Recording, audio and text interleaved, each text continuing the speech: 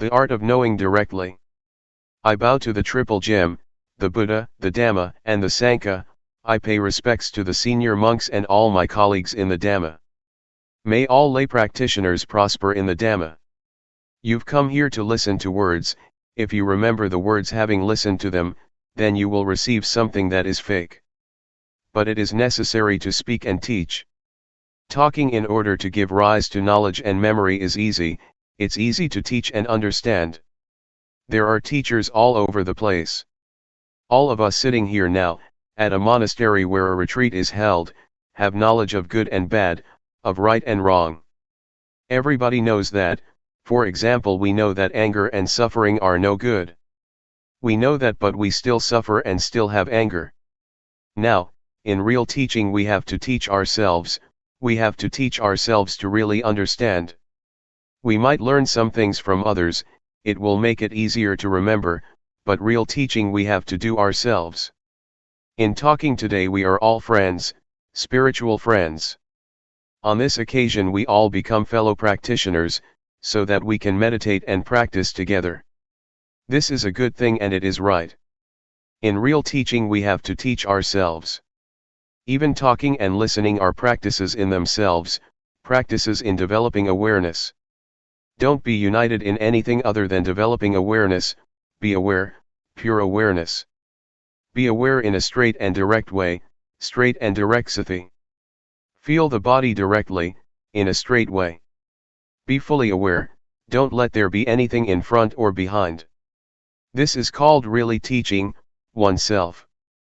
Let awareness move around, let it be with the body, with rupa. And let awareness see the mind. When there are thoughts, don't prevent or obstruct anything, give awareness the full opportunity, to see.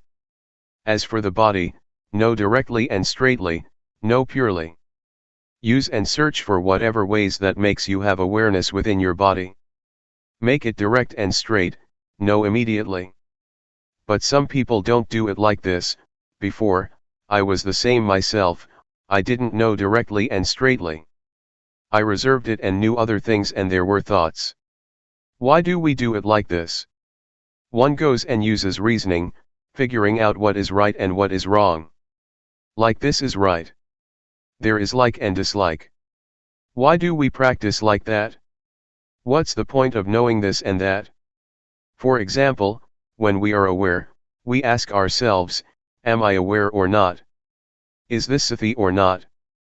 Is this kind of knowing, awareness? Or is it thought? Sometimes we're thinking, and we don't know what awareness is, and so there is a division all the time. Reasoning and perceptions of right and wrong come to interfere with practice, and so one doesn't practice fully. No, no, no, no, be aware. When you start off practicing you shouldn't use reasoning and think about what is right and wrong. Don't do it like that. Know directly, using whatever method that makes you be aware of either the body or the mind. Don't concentrate. Don't think about right and wrong before you experience right and wrong, don't think about being and seeing before you actually are and see. That's not it. It is wrong when something is wrong, it's right when something is right, you are when you are, and you see when you see. Be aware directly, don't concentrate and don't use reasoning. You shouldn't think, from now on there is no need to think. When there is awareness of the body and the mind for a long period, seeing automatically occurs. This is not called thinking, it is called discrimination, Dhammavidyaya, or orderly reflection, Yoniso manasikara. It differentiates and wisdom knowledge or wisdom arises by itself. This is called practicing directly. For example, we raise the arm or we turn up the hand, just know it directly. Feel your arm moving, feel your hand moving, feel the movements. Actually, this method that we're practicing was different before. In the past it was not practiced as we do now. But Luangpor Teean adapted it, making it more practical. In the past it was called the method moving stopping, in Thai, Ting Ning. One would put the hands on the knees, turn up the hand and think or inwardly recite, moving, ting, and when a movement would come to an end, stopping, ning, ting, ning, ting, ning. They would use it like a mantra, a word to keep reciting mentally. This is not direct, it's not straight. There are still these words that obstruct the immediate experience of the movements. Luangpor Teean developed this method by not having any recitation, just feeling directly, being aware without using words, just feeling. Doing it like this, one knows. The characteristic of feeling is to know specifically, but it is not a poking kind of knowing. One knows. Luangpor demonstrates it at the same time, know like this, don't fix on things.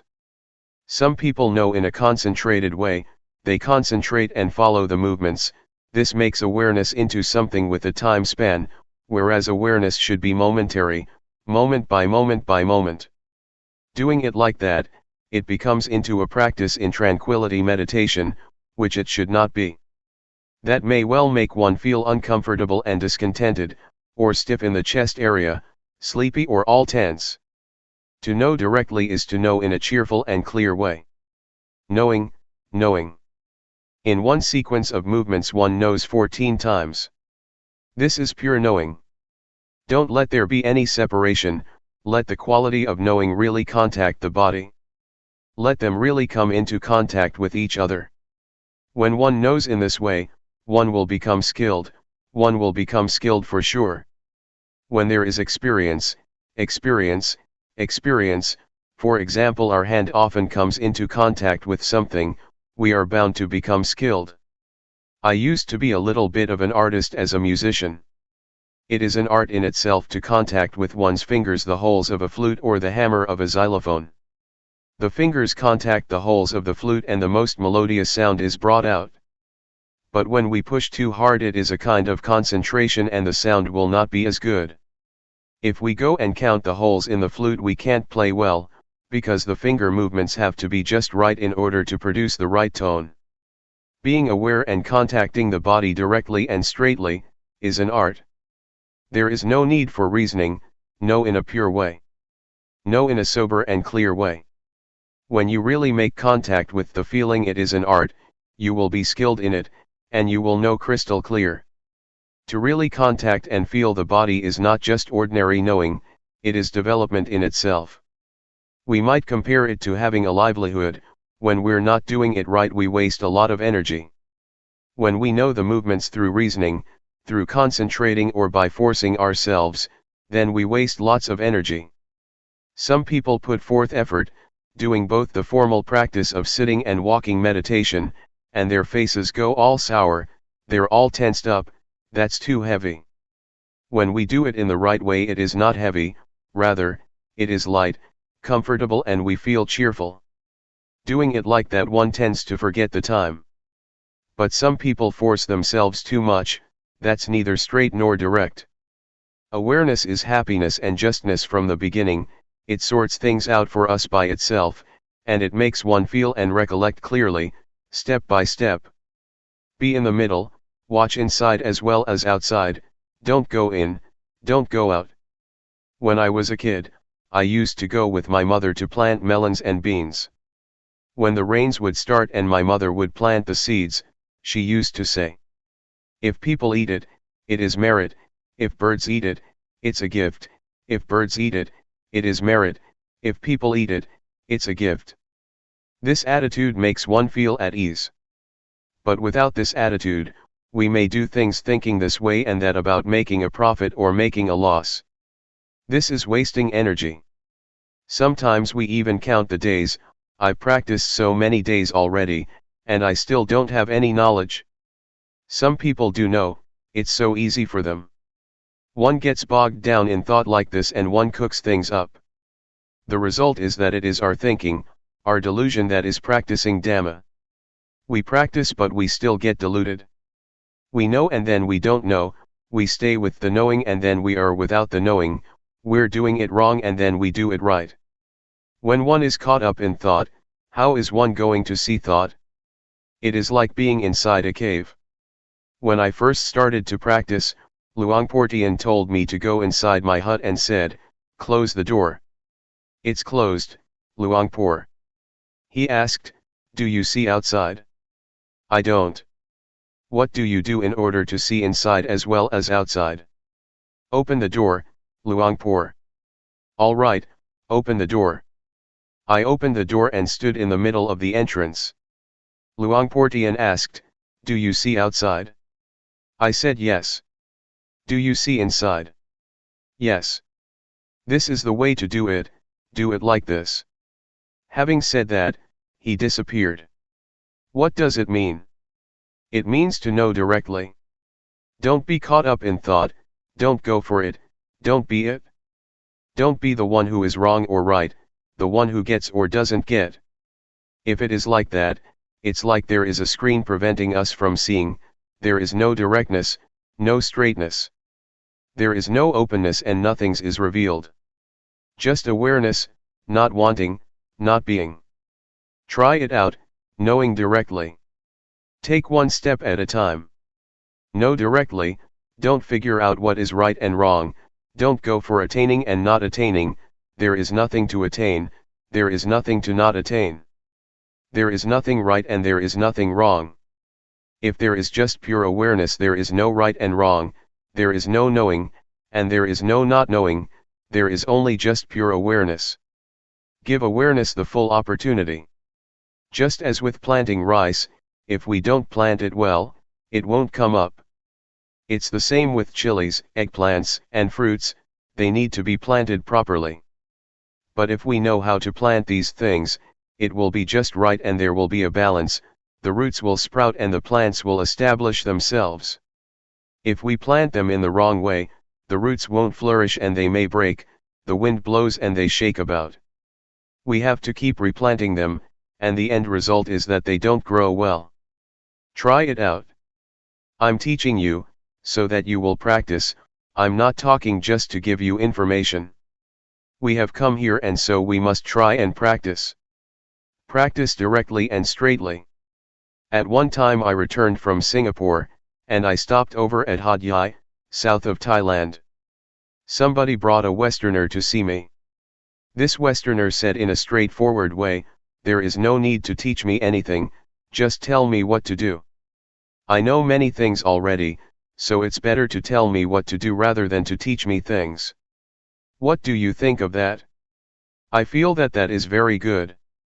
So I told him how to start. Kamma means action. It means to feel. Do you know the movement of turning up the hand? Do you know the movement of raising the arm? No, no, and no. I had him practice like this for half an hour, and after that I showed him how to do walking meditation. Know every step that you walk.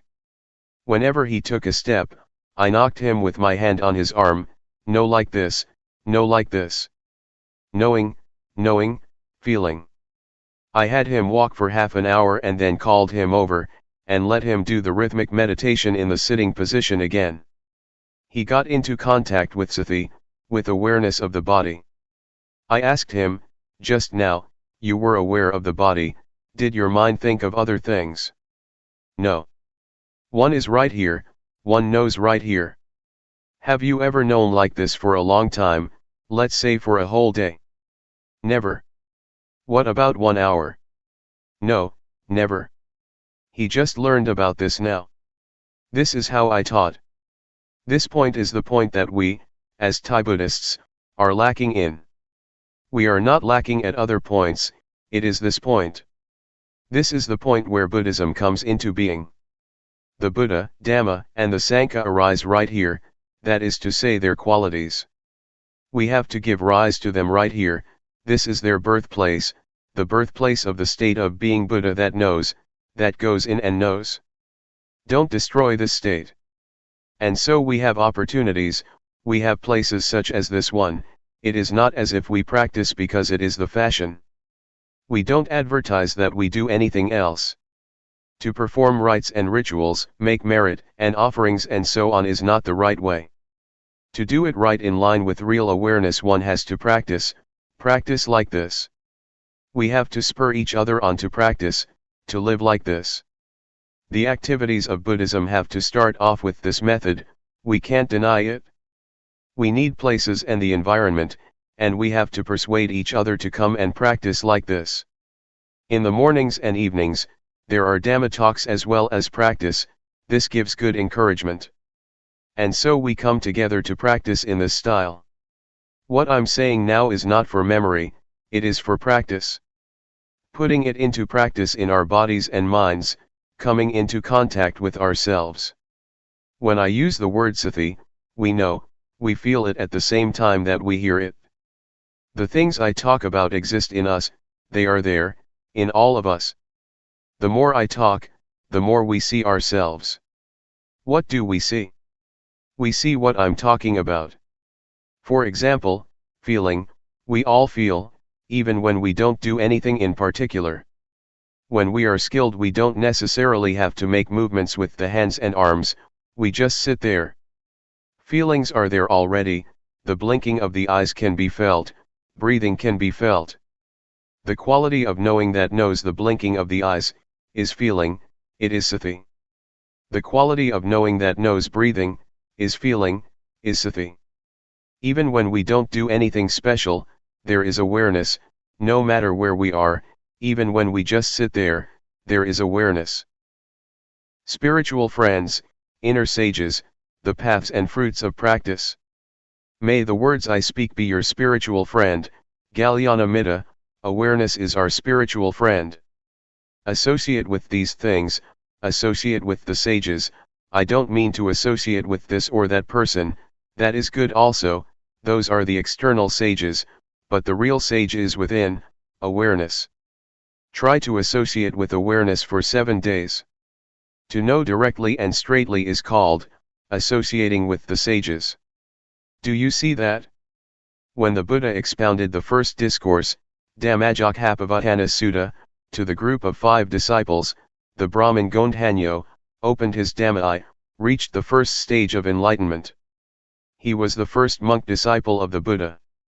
A few days later, the other 4, Vappa, Padya, Mahanama and Asachi, also opened their eyes.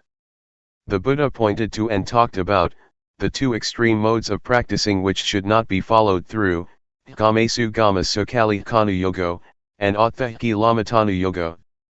The path is the middle way, the path for the mind to walk, the path of the mind is called, Magga. Magga or the path, is this awareness. Awareness or the quality of watching, of seeing, of knowing, is called the path. Whoever is always aware is walking the spiritual path. The path is a vehicle, it is as if one rides in a vehicle that leads one onwards. As the Buddha mentioned the path, Gondhanyo was practicing in awareness. Finally, the Buddha presented the Anathalakkhana Sutta, the discourse on the characteristic of not-self, as follows. Is form permanent? Answer, no, it isn't. Does something that is impermanent have value or not? It doesn't. Should something that is quality-less be clung to, as a self or oneself? Obviously not. This way of teaching by the Buddha, by inquiring, is not telling people, rather, people see for themselves. This is teaching in order to see, in actual fact, one teaches oneself. Another person can teach one to know, but in order to be, one has to teach oneself. Can you do it now? Do you have awareness within your body yet? Try again. When walking, feel it, feel it. Sometimes thoughts come up. What do you do when that happens? Well, be aware. Be aware. Focus. Know the body, as it is moving. When there is awareness, are there still thoughts coming up? Can you solve the problem this way? Can you change thoughts into awareness? You can. As soon as awareness arises, the thoughts stop. So, know the movements of the body well. A thought comes up one time and one knows the body one time. This knowing is the right way to teach oneself. Teach yourself often. The more thoughts the better. But some people are interested whether the thoughts are right or wrong. They think that thinking is wrong. On thinking, see the thought, there is no right or wrong, there is just seeing thought, knowing thought. As soon as one feels that there is a thought, everything comes to an end. On seeing thought, skill arises. The state of seeing thought, seeing it often, is an art. It is like seeing somebody's face. When you see somebody for the first time, you might forget again, but when you see somebody many times you become familiar. This not just ordinary knowing, you know his or her character, what kind of person this is, whether you should connect with him or her or not. Some people see thought, and think that it is wrong. When a thought pops up, it's wrong.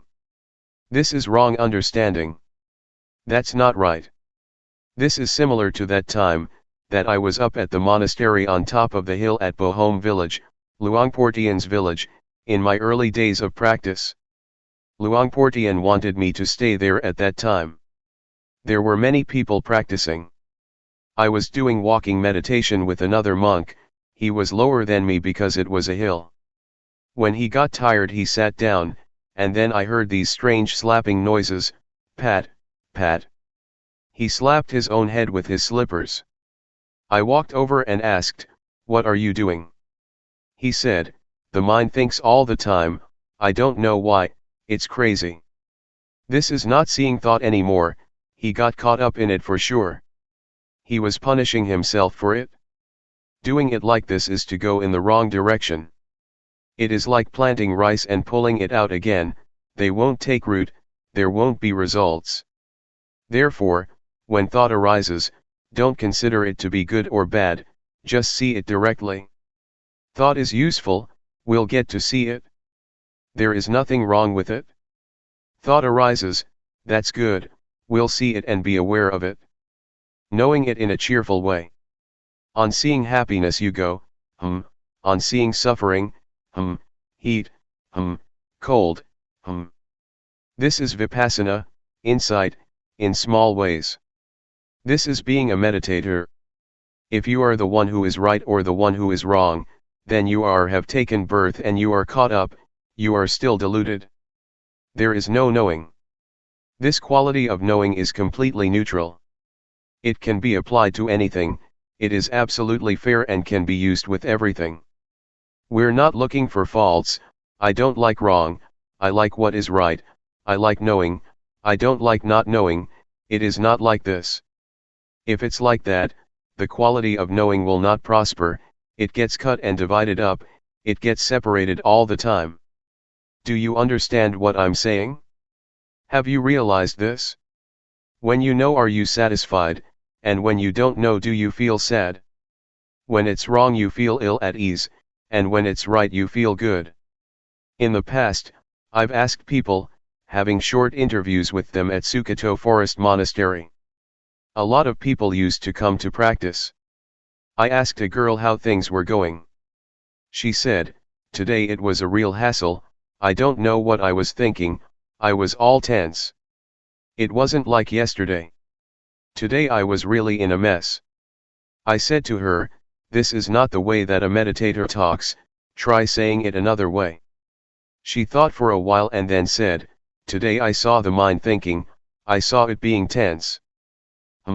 That's the way to talk. In the first version she was caught up, but in the latter she saw it, she became smart. The words I am, are no good, the words I see, are fine. Do you understand? What is it like for us here? Being or seeing? This is the point of separation. Insight, Vipassana, does the separating, at this point. Things are melting, being digested, dissolving into emptiness. Until there is no self. The way to arrive at the path and fruits of practice, is by this way. This exists within us. It shows us the way. The path is sure, the path is to watch, to see. The things that arise with the body or the mind, they arise so that we can watch and see. Do you see? Especially in the mind, there are lots of things that come up for us to look at. Has there been any gladness these last few days? Did you see it? Have you ever seen happiness? Have you ever seen suffering? These things come up for us to see them. What about satisfaction? Have you seen it? Dissatisfaction. This is the path. If one sees, then there is the path. The middle way. The way to get to the path and the fruits of practice is right here. At the point of seeing and not being caught up. Things arise in order for us to see. Some people may experience tension. Do you see tension? Some people may experience dullness. Do you see dullness? Others may see thought. Do you see it? One cannot grasp hold of the mind, there is just seeing and seeing. Develop this state of watching and seeing a lot. Develop the quality of seeing a lot. See the body moving, see the raising of the arm, see the lowering of the arm. Know and see. Knowing and seeing. When things arise that we don't want, things that we didn't intend, see that also. For example, thought, we didn't ask for it, it just arose. When we see thought, thought comes to an end. When we fix our awareness, the quality of knowing does not fail, as we might think. It is good to have thoughts arising. This way we get to see them, see the mind thinking. Sometimes many things come up, happiness, for example, and one is smiling inwardly. Don't grasp it, don't be it. Establish yourself on the specific characteristic of a meditator, watching, seeing, and not being.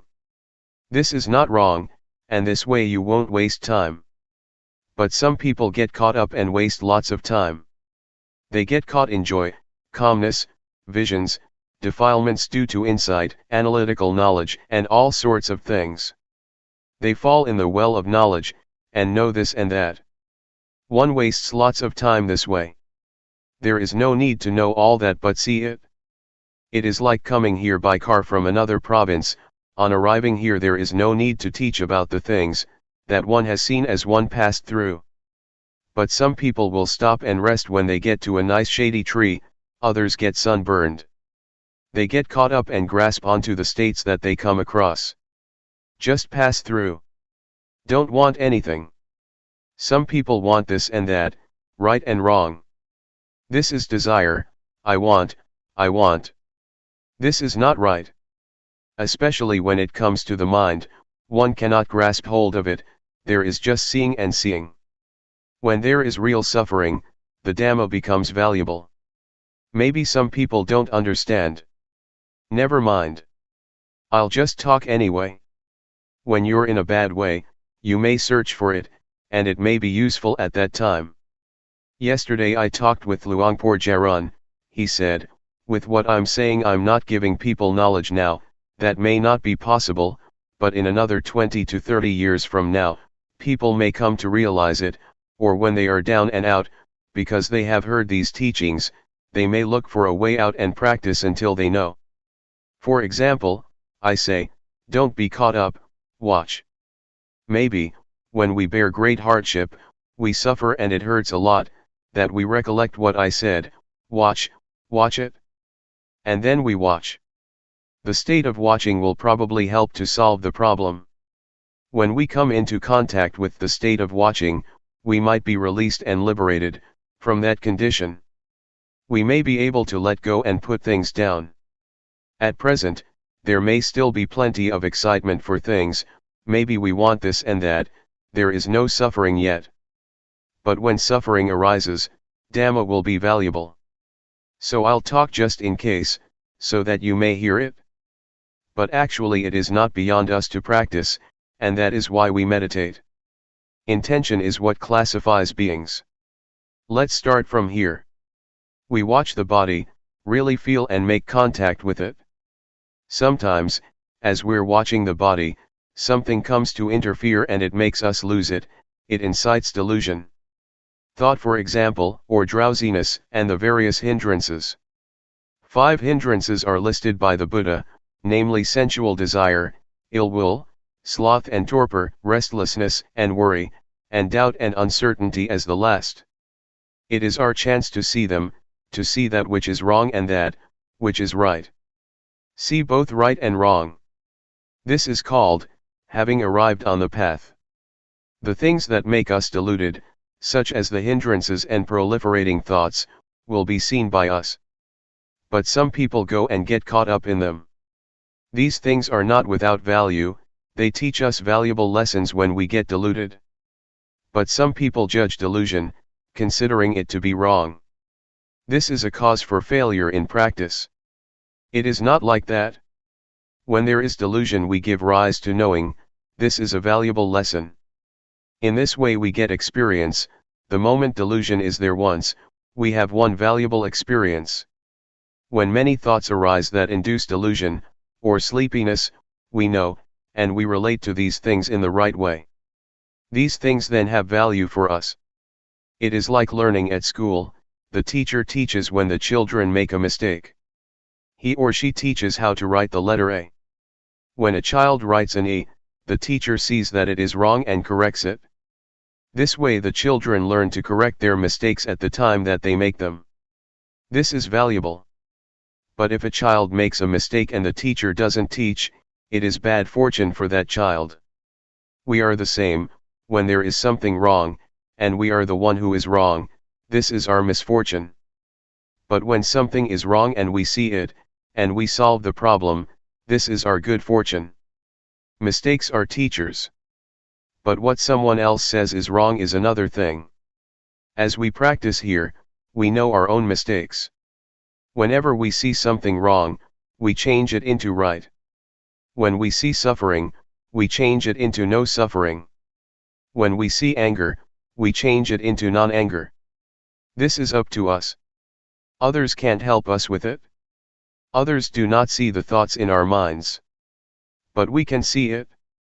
Other people don't see the anger, desire, delusion, defilements, craving, lust, and torpor in our minds. We have to see it ourselves. We might see these things in other people a little bit, from external expressions, but there is nothing we can do about it. But when we see these things in ourselves we can solve it. Try it out. Don't think you are powerless. As soon as sleepiness comes up, one yawns and drops off to sleep. This is called falling for it. If you get easily sleepy, then find some way to do something about it. Don't just give in to it. Fight it a bit. Try looking up to the sky or the top of a tree, look around you, look far away in the distance. Imagine it is daytime, that's not the time to lie down. This is the time to practice, nighttime is the time to lie down. If it doesn't disappear, then get up and wash your face or take a shower, fight it a bit. Don't sit there nodding about. If that is the case, you've really lost it. We have to be awake. Open your eyes, fully, and be aware. You can do it. It can be changed, it can be solved. Meditation means to do good a lot. The words hapathipati in Pali language, and hapathipat in Thai, mean to practice. The prefix, hapatha, means to come back, to return or to solve. It is not a matter of doing sitting and walking meditation all day long, but never solving the problems. One thinks for an hour or two while practicing, that is not putting forth effort. It is laziness. A practitioner is one who changes wrong into right, delusion into non-delusion. Whenever there is delusion, change it immediately, this is useful. When something is wrong, change it, know it immediately, practice. To practice is to change. Meditation means to do good a lot, make that which is harmful into something good. This is called meditation. What is goodness? Awareness that we're training ourselves in is goodness. Perform this kind of goodness and do it a lot. Recitation is to keep a certain word in the mind, for example, Buddho, Sama Arahant, etc. In the past, I learned verses. I had to recite in order to become invulnerable. That is recitation. Sometimes we use the wrong word, we may call the recitation of the word Buddha meditation. It is not. It is recitation. As for the word meditation, it means to cut off, to just be aware, to feel movements with sati. Now is the time to practice. I've already explained how. Know what arises, don't know at any other place. In the beginning of the training, know at the body, not anywhere else. Take the body as the sign. Consider the body as the material or tool to produce awareness. The body is part of nature. When one sees the body, one has to see the mind too. A person consists of a body and a mind, and so this is what we learn from. These are our scriptures. The path, the fruits of practice and nibbana are right here. The hell realm, the hungry ghosts, and the thick-headed demons, are to be found right here. Realize this. Don't be fooled by things. Don't let the body or mind fool you. This mind can be developed to the end, until there is no more suffering. To be aware is to study. Awareness or sati will become skilled in the ways of the body and mind. It is right here where you will finish your studies. Students study at various institutes, when they finish they have what you call a PhD. But awareness is the real study. The word study means to integrate. One sees sila, samadhi, and jnana. It is awareness that studies the body and the mind, until it is skilled. It could be called full knowledge, parinyat. As I said this morning, there are three kinds of full knowledge. 1. Yatha parinyat, full knowledge by way of recognition. 2. Dhyana parinyat, full knowledge by way of clarification. This is rupa, this is nama, this is suffering of rupa, of nama, this is disease of rupa, of nama, this is convention, constitution, and ultimate meaning. 3. Bhajana parinyat, full knowledge by way of abandoning. Some things in the mind can be absolutely abandoned, completely changed. The mind can be developed, don't think it is a hopeless job. As I said before, someone who is angry is at the end of one's rope. If not, then there is no problem, just normal. The state of watching is normality. Normality is the spiritual inheritance. Complete normality, until there are no more changes. Until it is stable. Attain to this state. You have the right to. The thing that leads one to normality is the state of watching and seeing, and having seen not being caught up. The mind returns more and more to normal, it becomes pure. The pure mind does not get concocted. This is the spiritual life. The spiritual life doesn't mean a shaven head and yellow robes. The living of the spiritual life is this. Awareness. Knowing a lot, knowing often, being aware often, and the mind will gradually get purified. When the mind is pure, and stealthy thoughts come up, it doesn't want them, they are wrong. When anger arises, it doesn't want it even more, it is wrong. Restlessness, defilement, and worry, that's not it. That's not normality. The mind is like that, if it is not right, it doesn't want it. The mind sees and solves, it sees and doesn't want. But some people don't know, they'll take on everything. They go for happiness, delusion, like and dislike. They get caught up in all things. This one mind can be caught up in thousands of things. Then there is no freedom. No spiritual life. No purity. No normality. This way of practicing of us, has definitely not changed for over 2,500 years, it still stands up to verification, it is a science because it stands up to verification. The religion that will lead the world is Buddhism. These days, scientists say that the religion that will lead the world is Buddhism. Women will lead society, men will be followers. Buddhism will be the leading religion. Especially this method of using movements through the rhythmic meditation, is very popular with educated people everywhere, both in Thailand and abroad. The reason for this is that it can be experienced, it is because we teach people what is true. Try it, raise your arm, do you feel it? This method of knowing challenges people, it can be proven, there are results. It is not limited to sex, age or nationality. It can be used and contacted by all.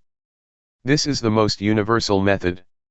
It is our good fortune, that 30 years ago it was Luangpor Teean who set the fashion.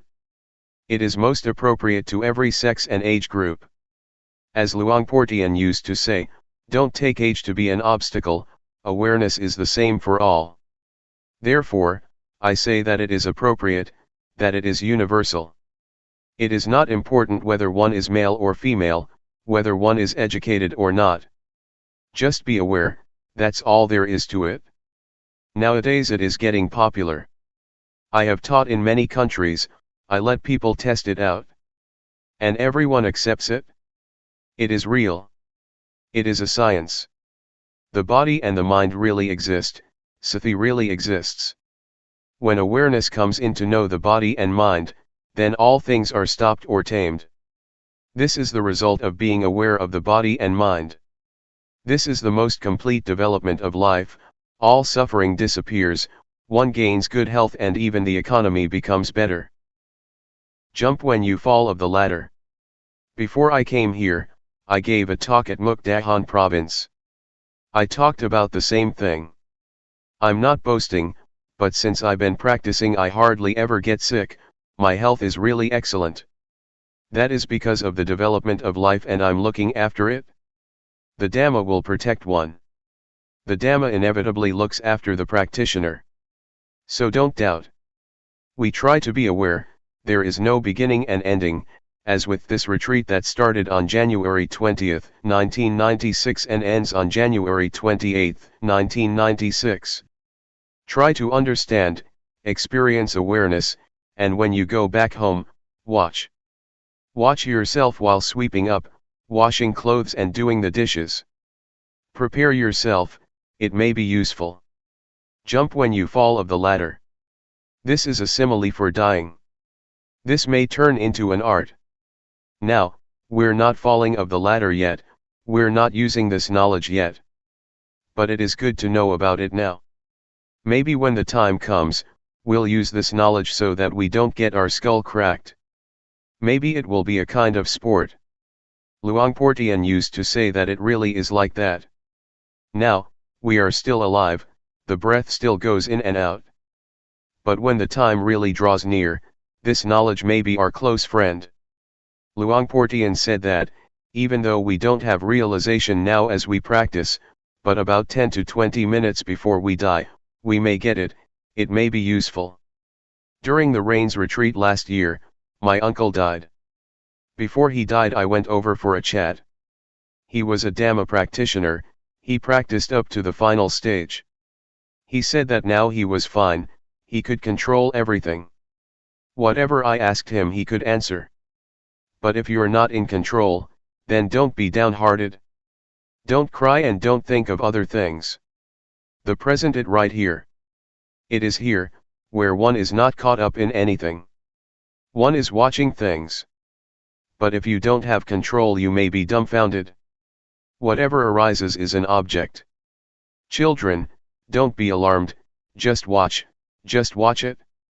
Right now, Father is watching it, there is nobody who is born, nobody who gets old, nobody who is sick and nobody who dies. This is investigation, it is safe, there is just seeing. But some people are not like this. I told you before about this grandma, who had been fishing all her life, her children held her hands but she struggled to get free, because she was delirious and imagined that she was torturing fish. This is a hungry ghost or a hell being. What a pity to be born as a human being, and waste your life like this. Proving the facts. Where have we been these last 5-6 days? Some people may have been with their children, some people may have been angry with this or that person. Don't go out. Stay right here. Stay with the movements of the hands. Watch out, you'll become delirious. Prepare yourself like this. When the time comes, there should be peace. Consciousness, they call it. Now, we are still stuck, but we know. It goes out, come and stay right here. This will give rise to skill. You get stuck and you know. This is the state that is not born, doesn't age, isn't painful and doesn't die. It is not a place or a house somewhere. It all starts off with awareness, it leads us to safety. And in the end it leads us to the paths and fruits of practice. Every moment of awareness is a step. The mind goes out and we feel. Know a lot, enter into things with the quality of knowing. Both merit as well as virtue and generosity, and even liberation are to be found at this point. Awareness has already cut off a number of things. When we are aware we pass through evil, through revenge, there is no enmity, there is no ill will, there is no love and no hate. Do you see that awareness leaves these things behind? Awareness knows, and knows. It is the end of revenge, the end of danger, it is beyond everything. Is this real or not? This is genuine, this is real. Don't let anyone fool you. These days we get fooled a lot. Some people threaten us with hell and fool us with heaven. This is all external stuff. Try this out and prove it. Don't believe me, everybody should prove it for oneself. Make contact with awareness and prove the facts for yourself. I'm talking about the possibility, I'm your spiritual friend. Whether what I'm saying is right or wrong, you have to see for yourself. Practice today, do the rhythmic meditation. Be devoted to just this, with your whole heart. Do it fully. Whether you do walking meditation or do the rhythmic meditation, sitting under a tree, try to arouse awareness. Little knowing will turn into knowing more. This is our inheritance, our noble treasure. Build it up, you're still alive. Don't wait until you're dead, build it up now. Alright, what I've said comes from the way it is, it's not coming from memory. The things that I've been talking about, exist in everybody who is sitting here.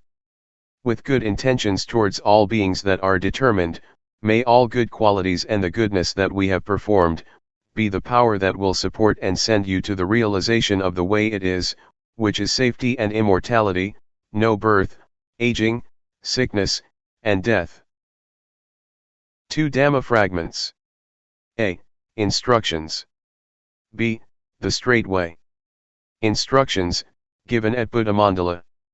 The formal practice is really a formula in itself.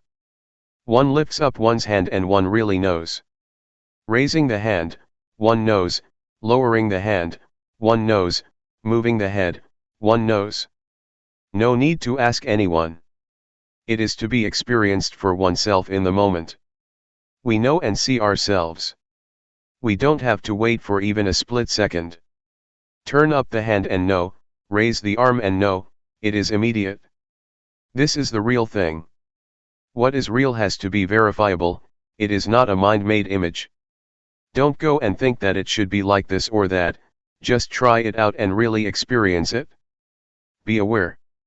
If you make the movements just right, one movement takes about 1 second. So in 14 seconds you complete one cycle of 14 movements, that is knowing 14 times. An hour is 3,600 seconds, if we know every time, then that is 3,600 moments of awareness, using the form of the rhythmic meditation. That's a lot. When there is knowing, there is no delusion.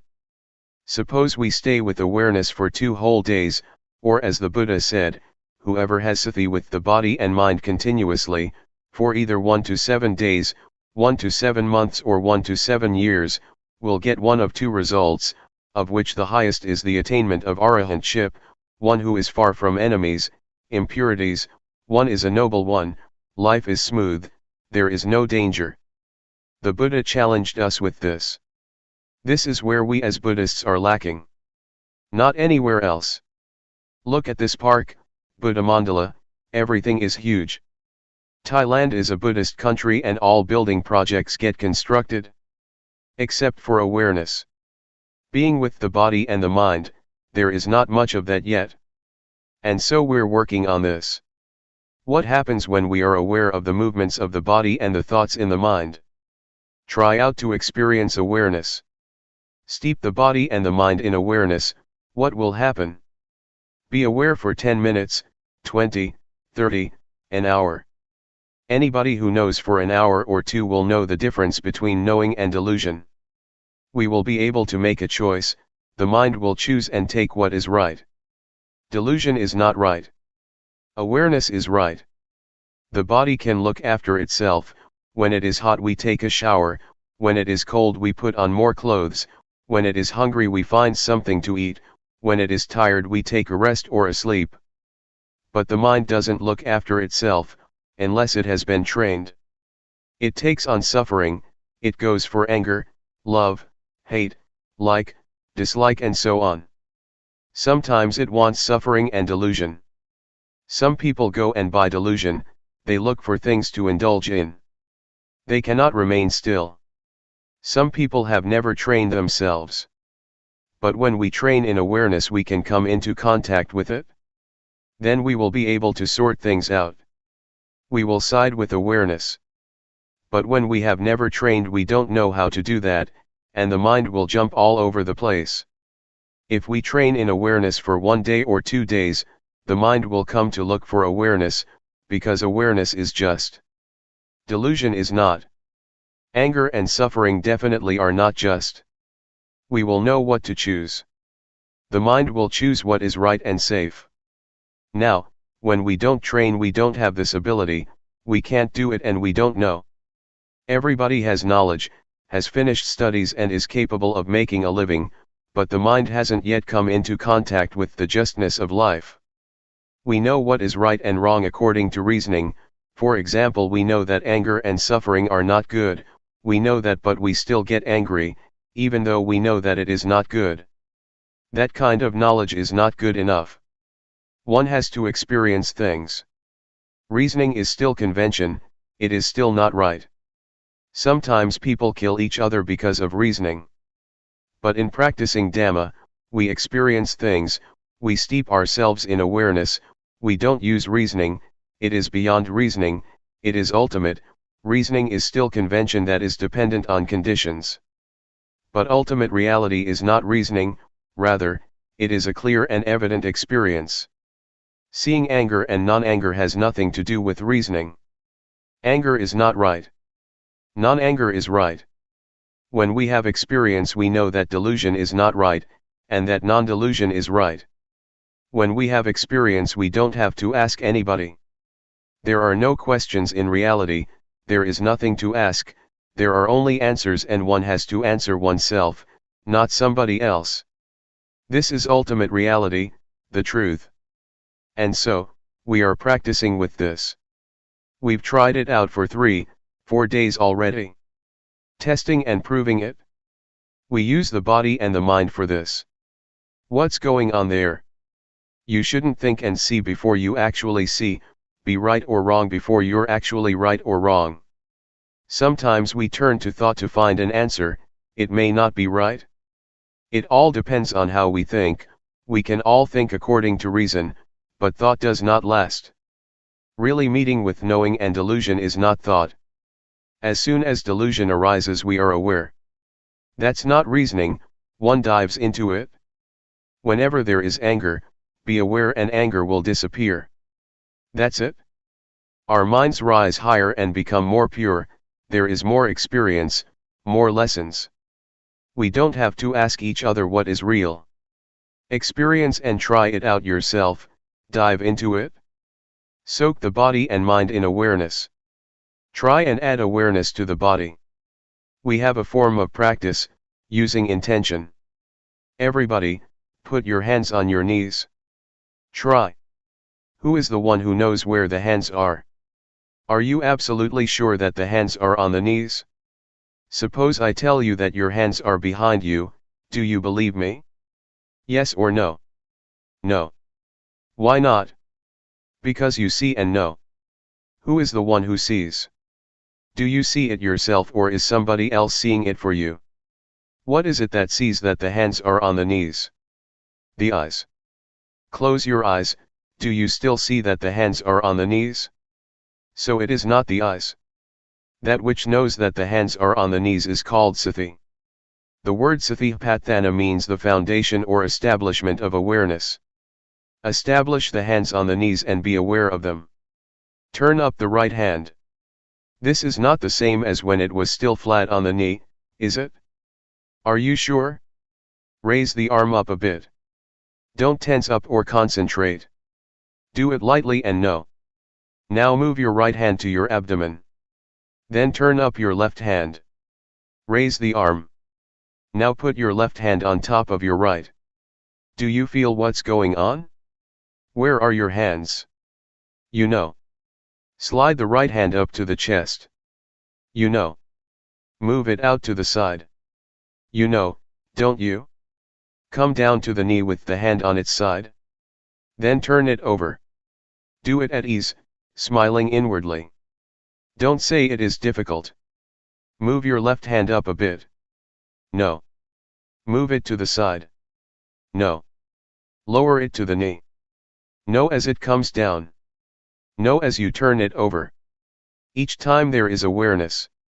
If we would count, we would get 14 times, 14 movements, 14 moments of awareness. Make it into a rhythm but don't count. No, no, no. No each second. Don't do it too slow. When you lose it, come back. Feel the hands. Don't lose it, don't concentrate, don't count. Know each time, as separate movements. This kind of knowing is not a continuous state, that would be tranquility meditation, and one won't see thought because it doesn't arise. But this kind of knowing is just knowing for a moment, from moment to moment. We are not afraid of thought, we'll get to see whatever arises and we'll return to awareness. Awareness is not thought, it is an experience. It is not memory. Even though the mind thinks at times, we know. Whenever thoughts arise that we didn't intend to think, thoughts that arise by themselves, don't follow those thoughts. Come back to the body, the hands, the mind goes off over there but we return to the movements. Don't lose yourself in thought, when you do, or you lose yourself in painful feelings or tiredness, then try to come back to the movements. The meaning of practice is to come back. Find a point to establish awareness. It may slip off again and again but we come back again and again. It gets better and better. It is like a baby trying to stand, as soon as they fall over, they will try again. They fall again and they try again. This makes babies firm, training in walking and sitting makes them strong. Don't help them, let them get up by themselves. Tell them, get up, get up. Don't go and help them. We are the same, when we lose it we come back. Come back to the place to establish awareness, we have 14 such places. Keep doing that. It's only ordinary, that someone who has a job to do has some obstacles. People who work have aches, pains, tiredness and sweating but they keep on working. Or farmers who are out in the sun, they have to continue planting rice, no matter what. Developing awareness is the same, sometimes we have aches and we're tired, but don't let that stop you from making effort. Just know it and come back. Some people work at an office for hours on end, they had to train in that also. When aches arise one has to adjust oneself. Don't let those feelings have power. Don't let them stop you practicing. To see them and to come back is to build up patience and strength in itself. It is to accumulate experiences and lessons. Sometimes we may get sleepy, try to wake yourself up. Stir up awakeness. Whatever method works, there is no fixed way. You might get up and walk, you might look up in the sky, you might rub your face with your hands or wash your face. Don't give in to the extent that you just forget about awareness. It is good to train with this, sleepiness will teach us. Delusion and suffering will teach us. Whatever arises we use for training in awareness. Sleepiness, aches, delusion and thoughts, all are objects for awareness. They are all teaching us.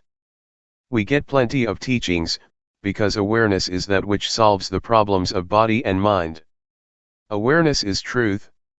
It relates to the body and mind differently than, for example, medicine.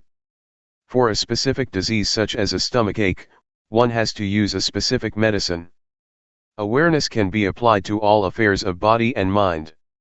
Sleepiness, delusion, and thought make us aware. Developing awareness is really extremely convenient. Everything is an opportunity to know. Blinking the eyes and breathing can be known. Apart from the formal rhythmic meditation, you can train with this and with that. Sometimes too much formal practice can make one weary. We should change the posture then. Adjust yourself a bit. If we have been in the same posture for too long, we should make some change. Start anew. Make awareness prominent. A movie maker doesn't stay with one scene for too long.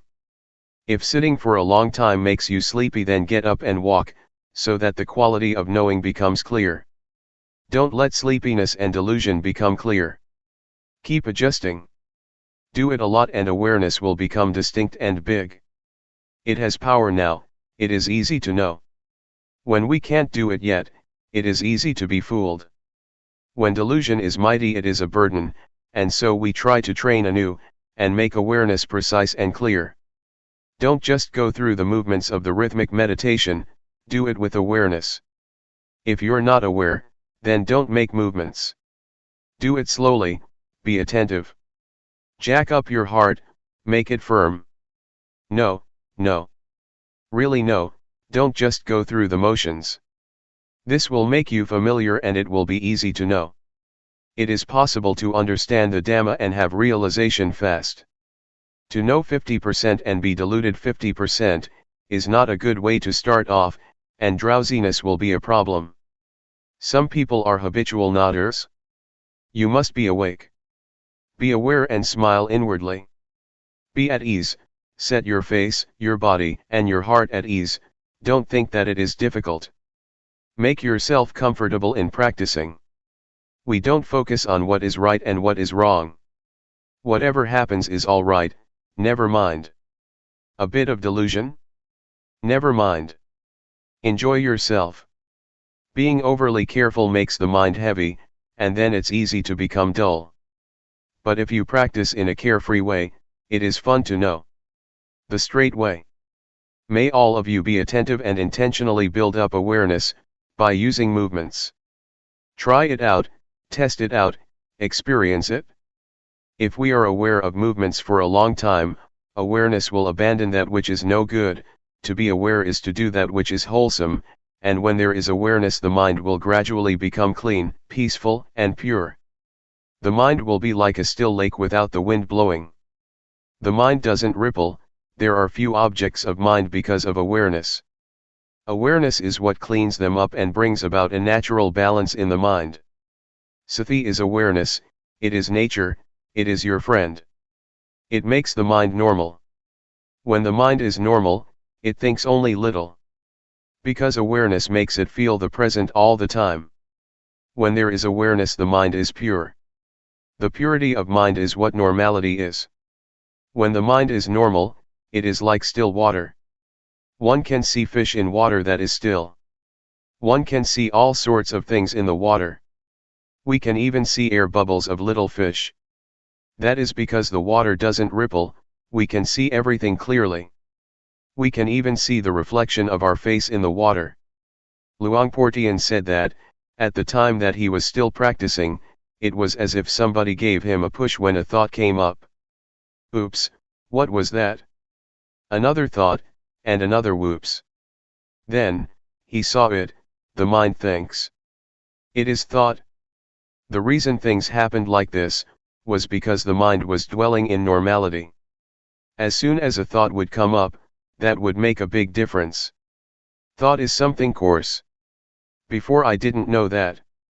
I thought that the body was gross, but I no longer see it like that.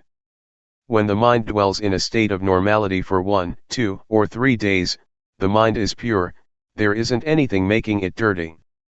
The mind experiences this pure awareness. Before, there would be thoughts and the mind would be soiled by them, there was no knowing at that time. I have been with thought for 20 to 30 years.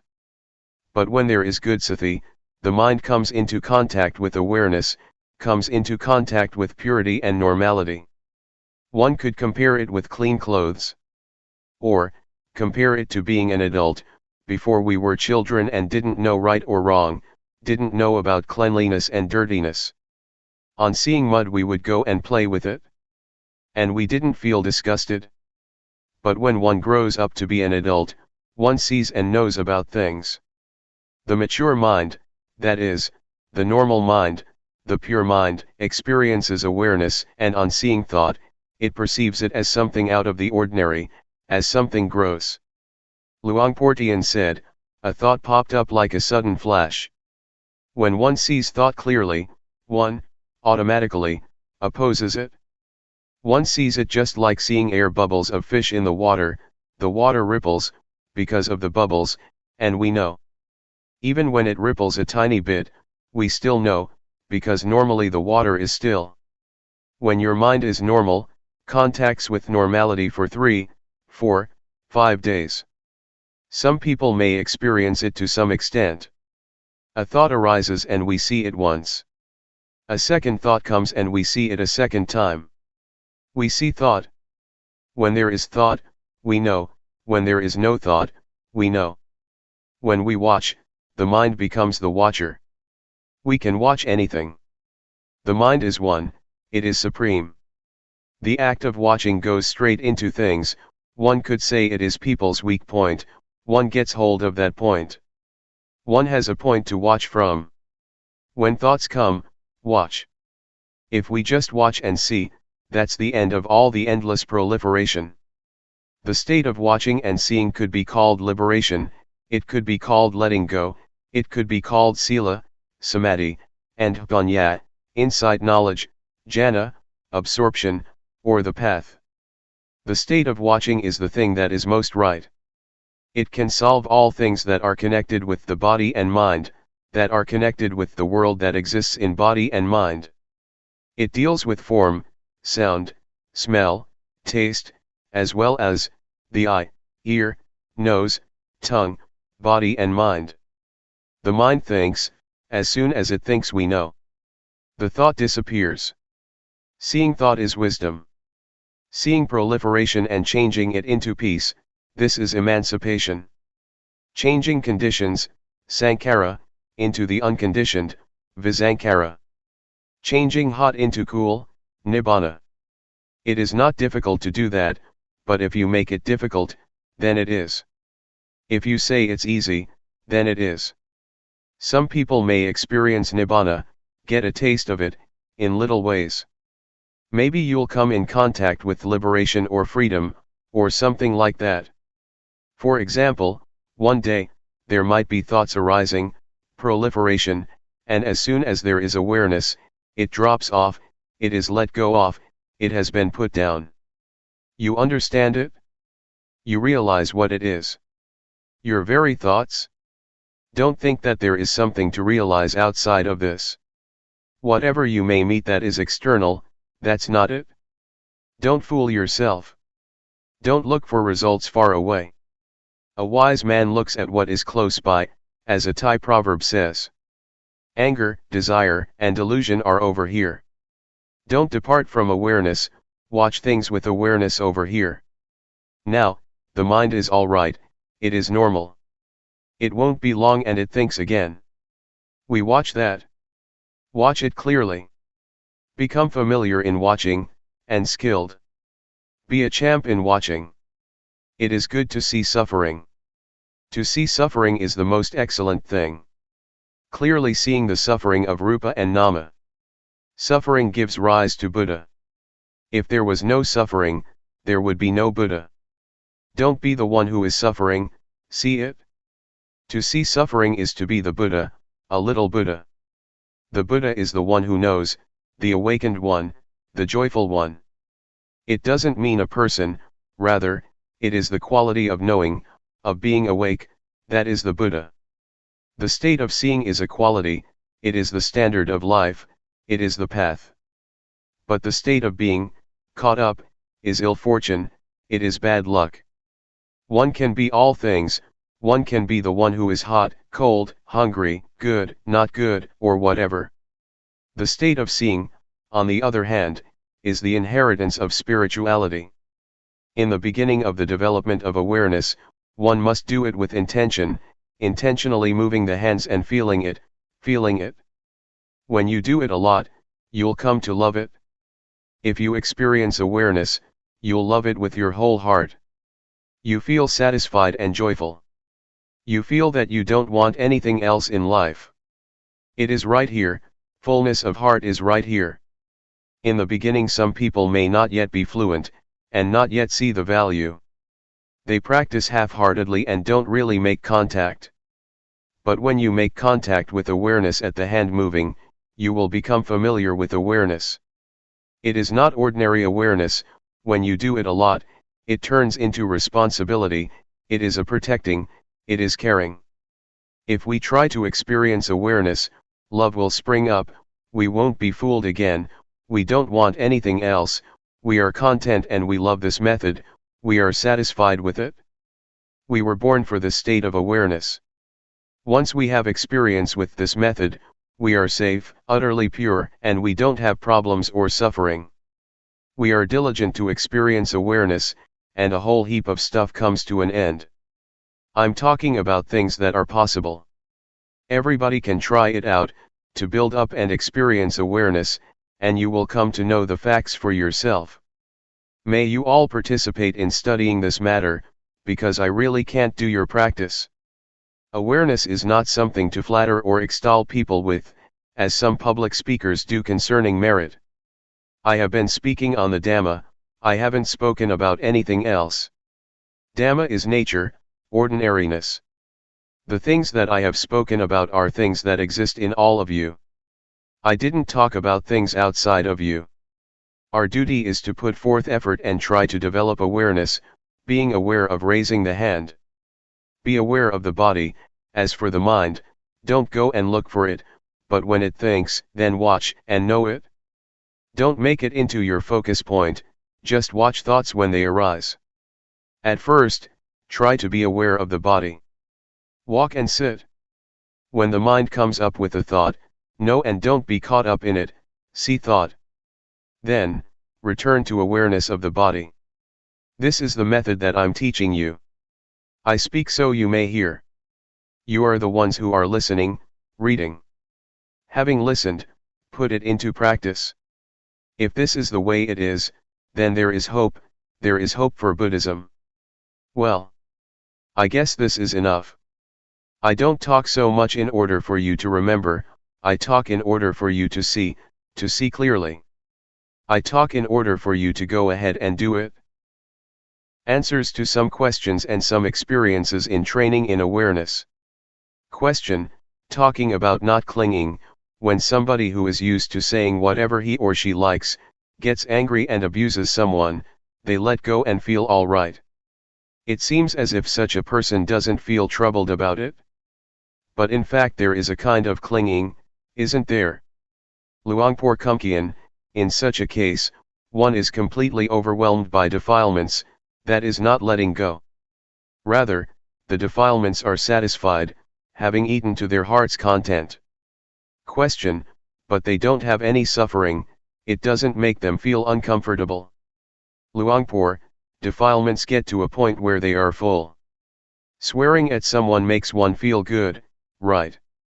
Question, sometimes we do things that are not so good, like being angry and reacting in a heavy way, but if we don't think about it we feel all right.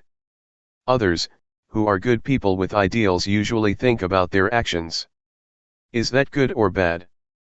Thinking about one's actions is more suffering than not thinking about them. Luangpor, it is good because one looks after one's virtue. There is still suffering, but one recognizes the difference between one's own and another's goodness and badness.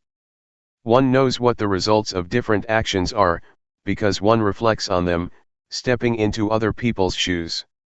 Then, one should learn to let go and take the experience as a lesson, the good ones as well as the bad ones.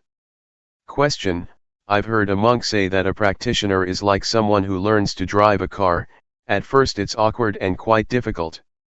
Luangpor, it's like that. Learning to ride a bicycle is the same. At first it's hard to keep in balance, sometimes you want to make a right turn but instead you make a left. Or you see an obstacle in front of you and you try to avoid it, but you run right into it. It takes a lot of sweating and quite some time, before you find your balance.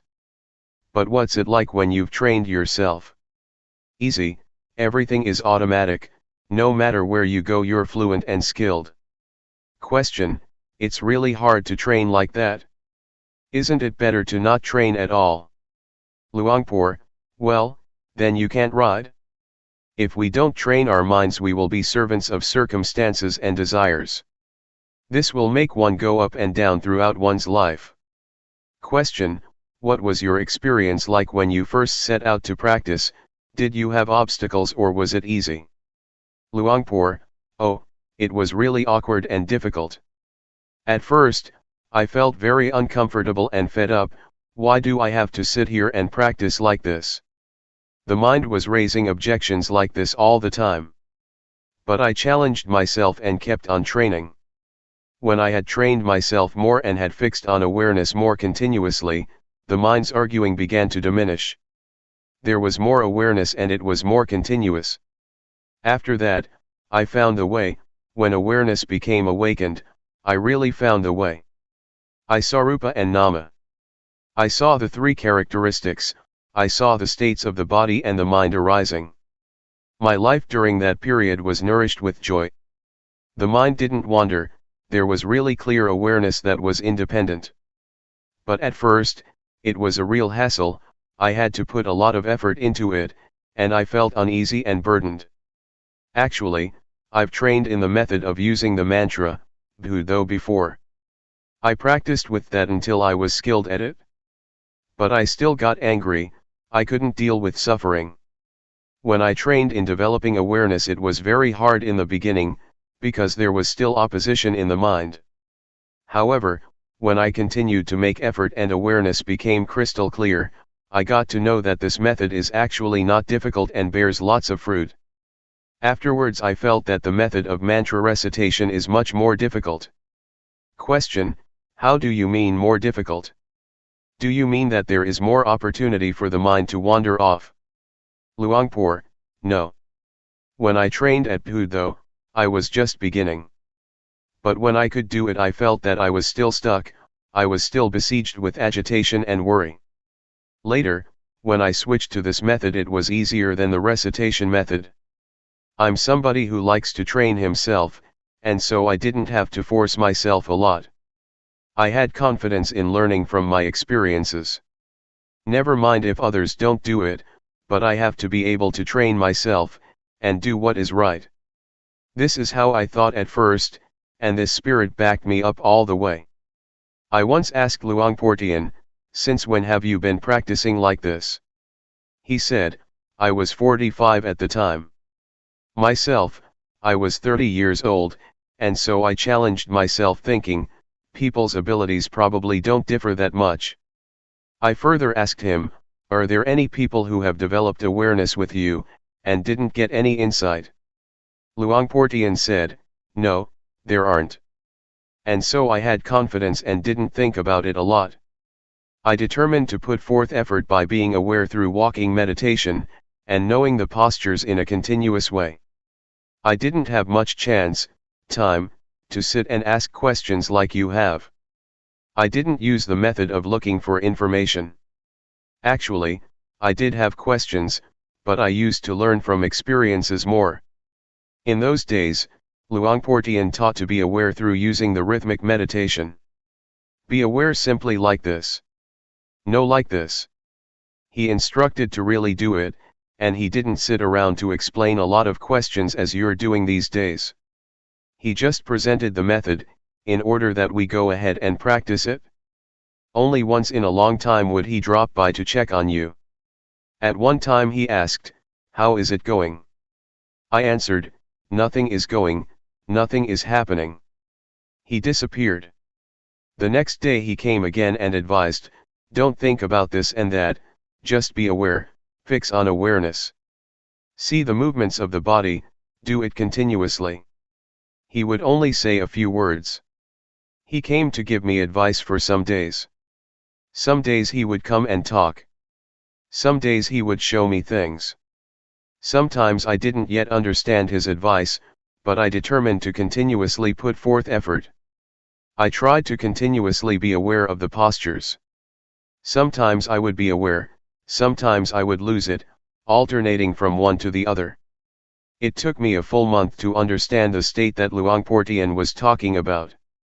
When sati became prominent, awareness was awakened and established. It felt like I had really found the path of life. I wasted a lot of time because I was attached to my old way of practicing. My mind used to be still and peaceful when reciting the word Buddha. It was cool and comfortable. I was stuck. I thought that that way was better than this way of developing awareness.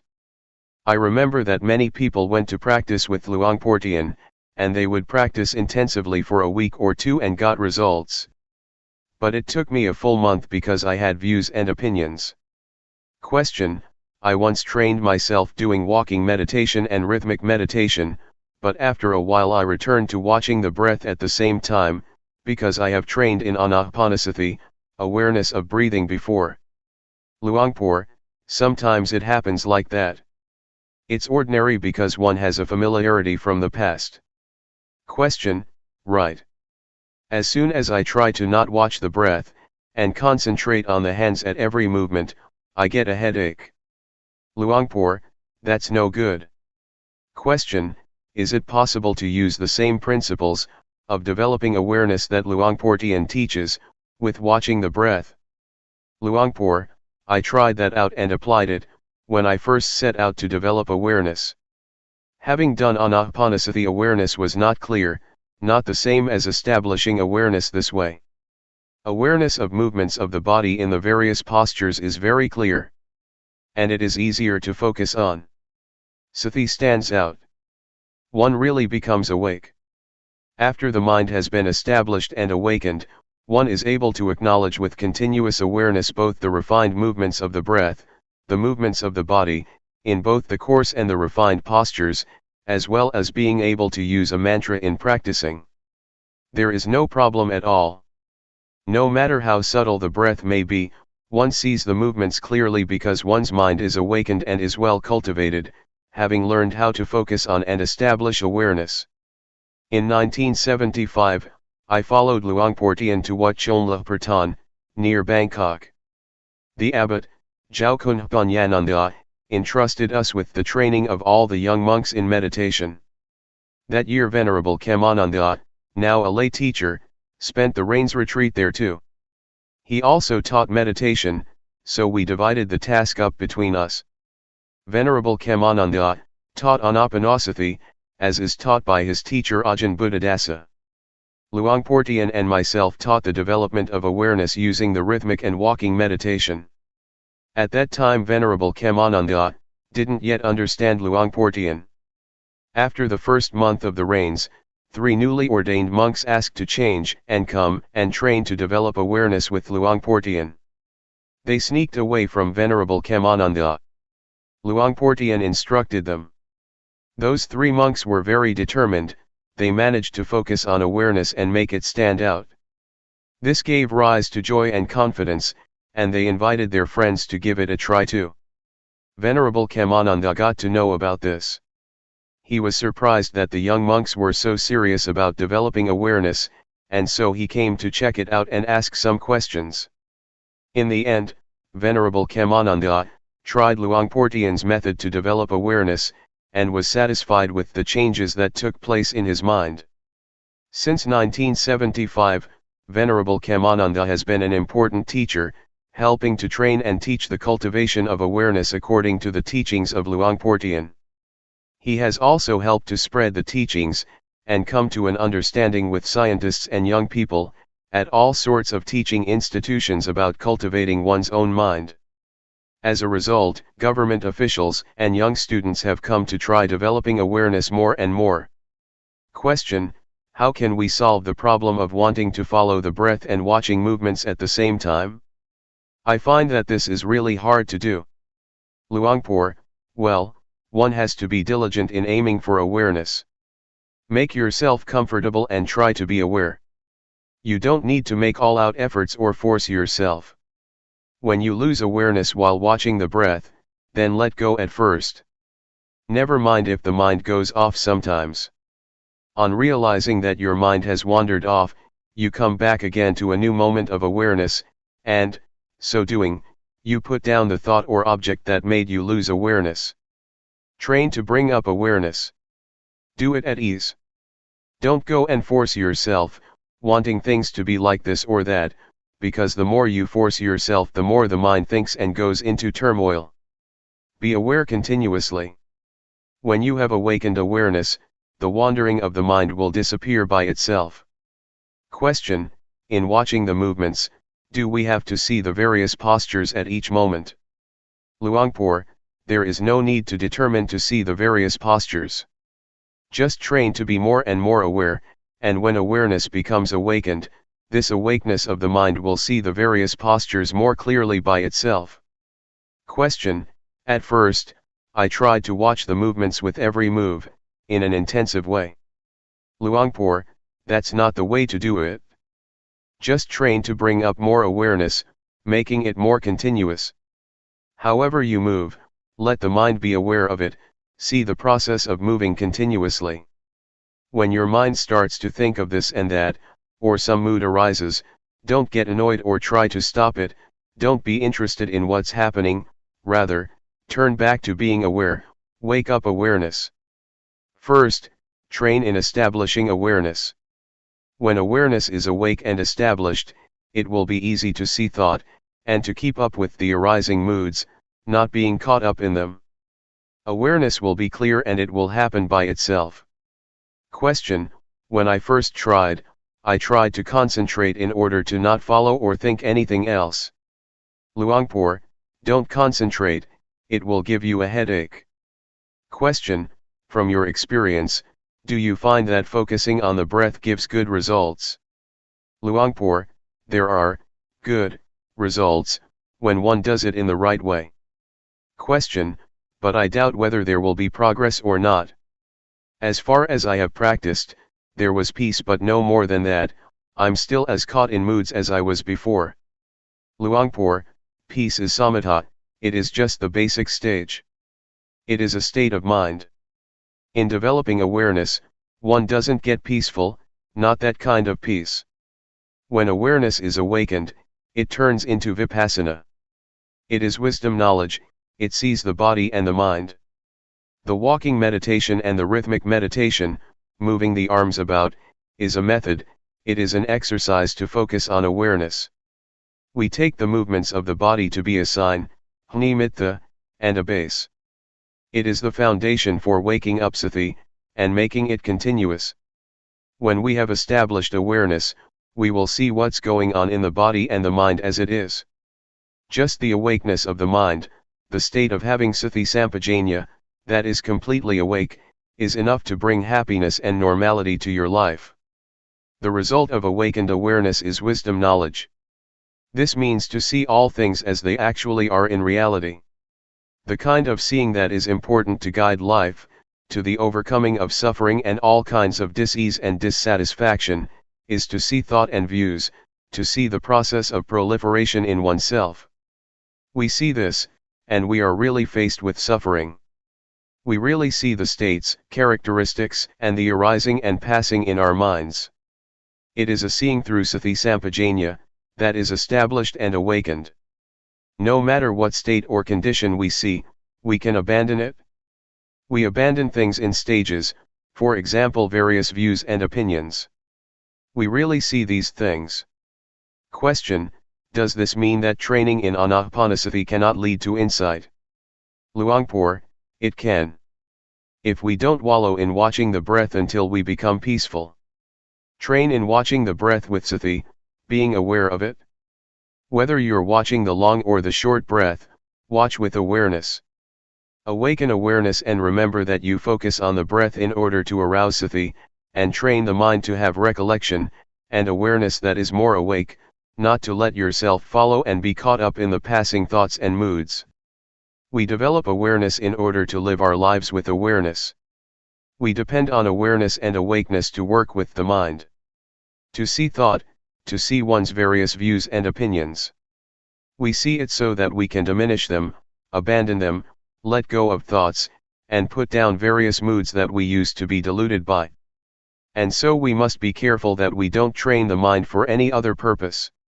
Question: there is a book of Ajahn Buddhadasa, which teaches not to train in anapanasati just to make the mind peaceful, but in order to see rupa nama and the three characteristics.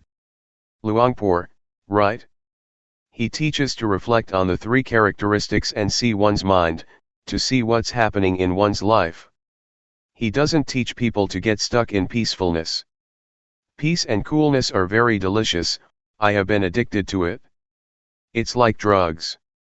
The trained mind is cool and still. I certainly was immersed in those states. When I went to work on the fields, I wanted it to be evening quickly, so I could go back home and practice meditation in my room. I would make the mind peaceful. I was really attached to it.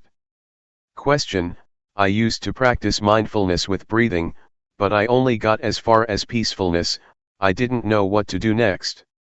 Luangpor: there are two kinds of peace, one is stillness, the mind is peaceful and secluded, but the other kind is peace because we have sati sampajanya, and are awake.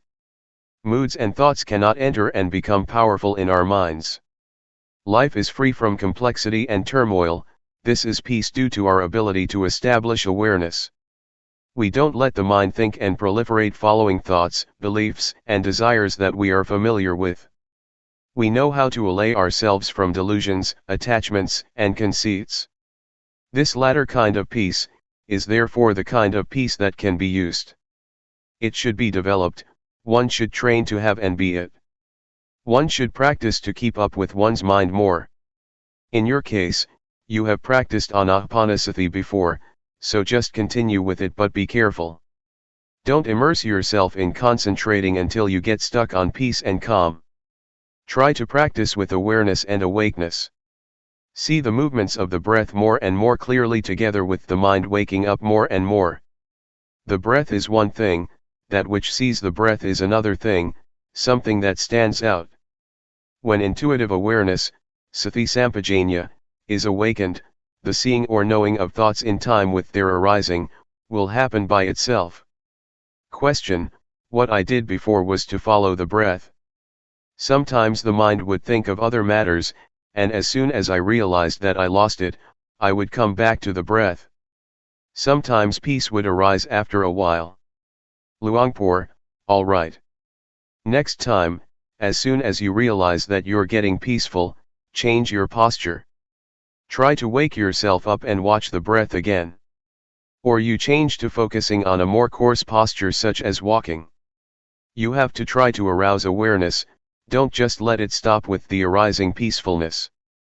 Question: sometimes when there is peace, the mind dives down and it is hard to pull it away, awareness is all gone. Luangpor: yes, that is an obstacle. You should change the posture, get up and do this, do that. Rub your face, rub your body. Make sure that you wake up and bring back awareness. Question: as we're practicing, a lot of thoughts that we don't intend to think tend to come up, and the mind jumps around like a monkey. When we have practiced with awareness, does that kind of thinking stop altogether? Luangpor: if awareness really sees it, it will stop. When one is aware and awake, it will really stop. But when starting off to train, we have to have a sign to exercise with.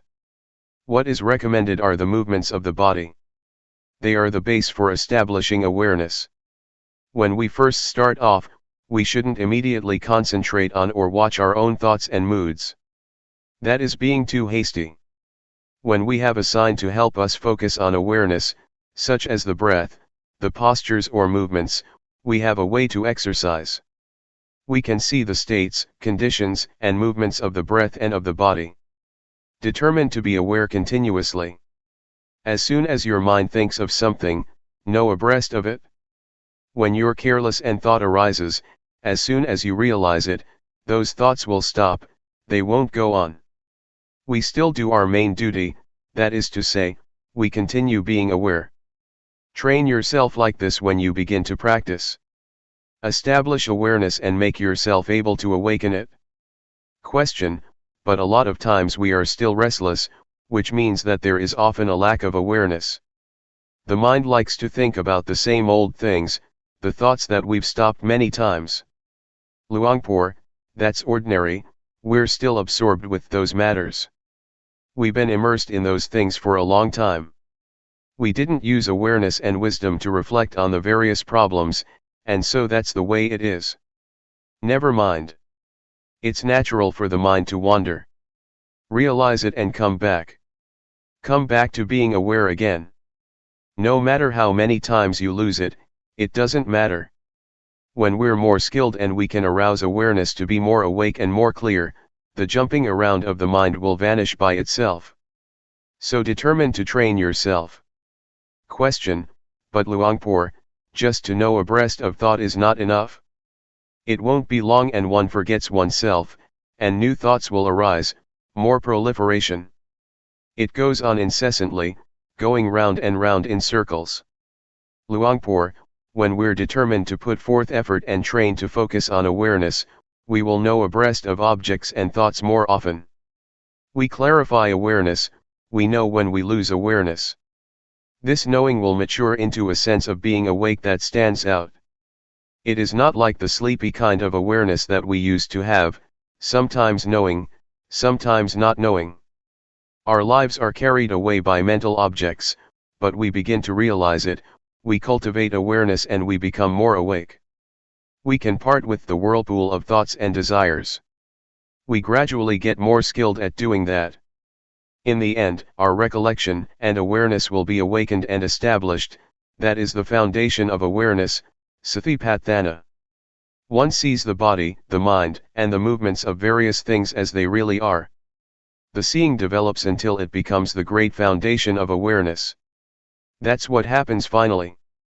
But before we mature up to that point, we first have to face obstacles, and train to understand and go past them. Question: when we know abreast of the various thoughts, they stop by themselves, is that right? Luangpor: right. The stream of confusing and chaotic thoughts will stop because of this very awareness. Question: it has been said that by just knowing, defilements shrink up, that is to say, if we are aware defilements will stop. I don't understand how this works. Luangpor: Sati has power, its function is to know thoughts and all kinds of desires. It is like a boxer, every time that there is realization, it conquers. Originally, we let the mind go where it wants, however it thinks, whatever it wants to possess and be, we follow all these things with our thoughts. It is a habit and not a clever one. To realize that we are really caught up in thinking and dreaming, only being interested in our own minds, comes to a point in our lives where we have a nasty problem, suffering arises and we feel heavily burdened and tense. Then, we go and train ourselves, we develop awareness. We turn away from the world of thought that we were so familiar with and absorbed in. We train until we are skilled in awareness and we are awake. The world of thought that used to be so real and serious, starts to dissolve. Feelings of anger, dissatisfaction, jealousy, feeling fed up or whatever feelings that used to be powerful, begin to disintegrate at the moment that we know how to establish awareness. This is because we turn our minds away from the way we used to use it, for unwise thinking according to our wants.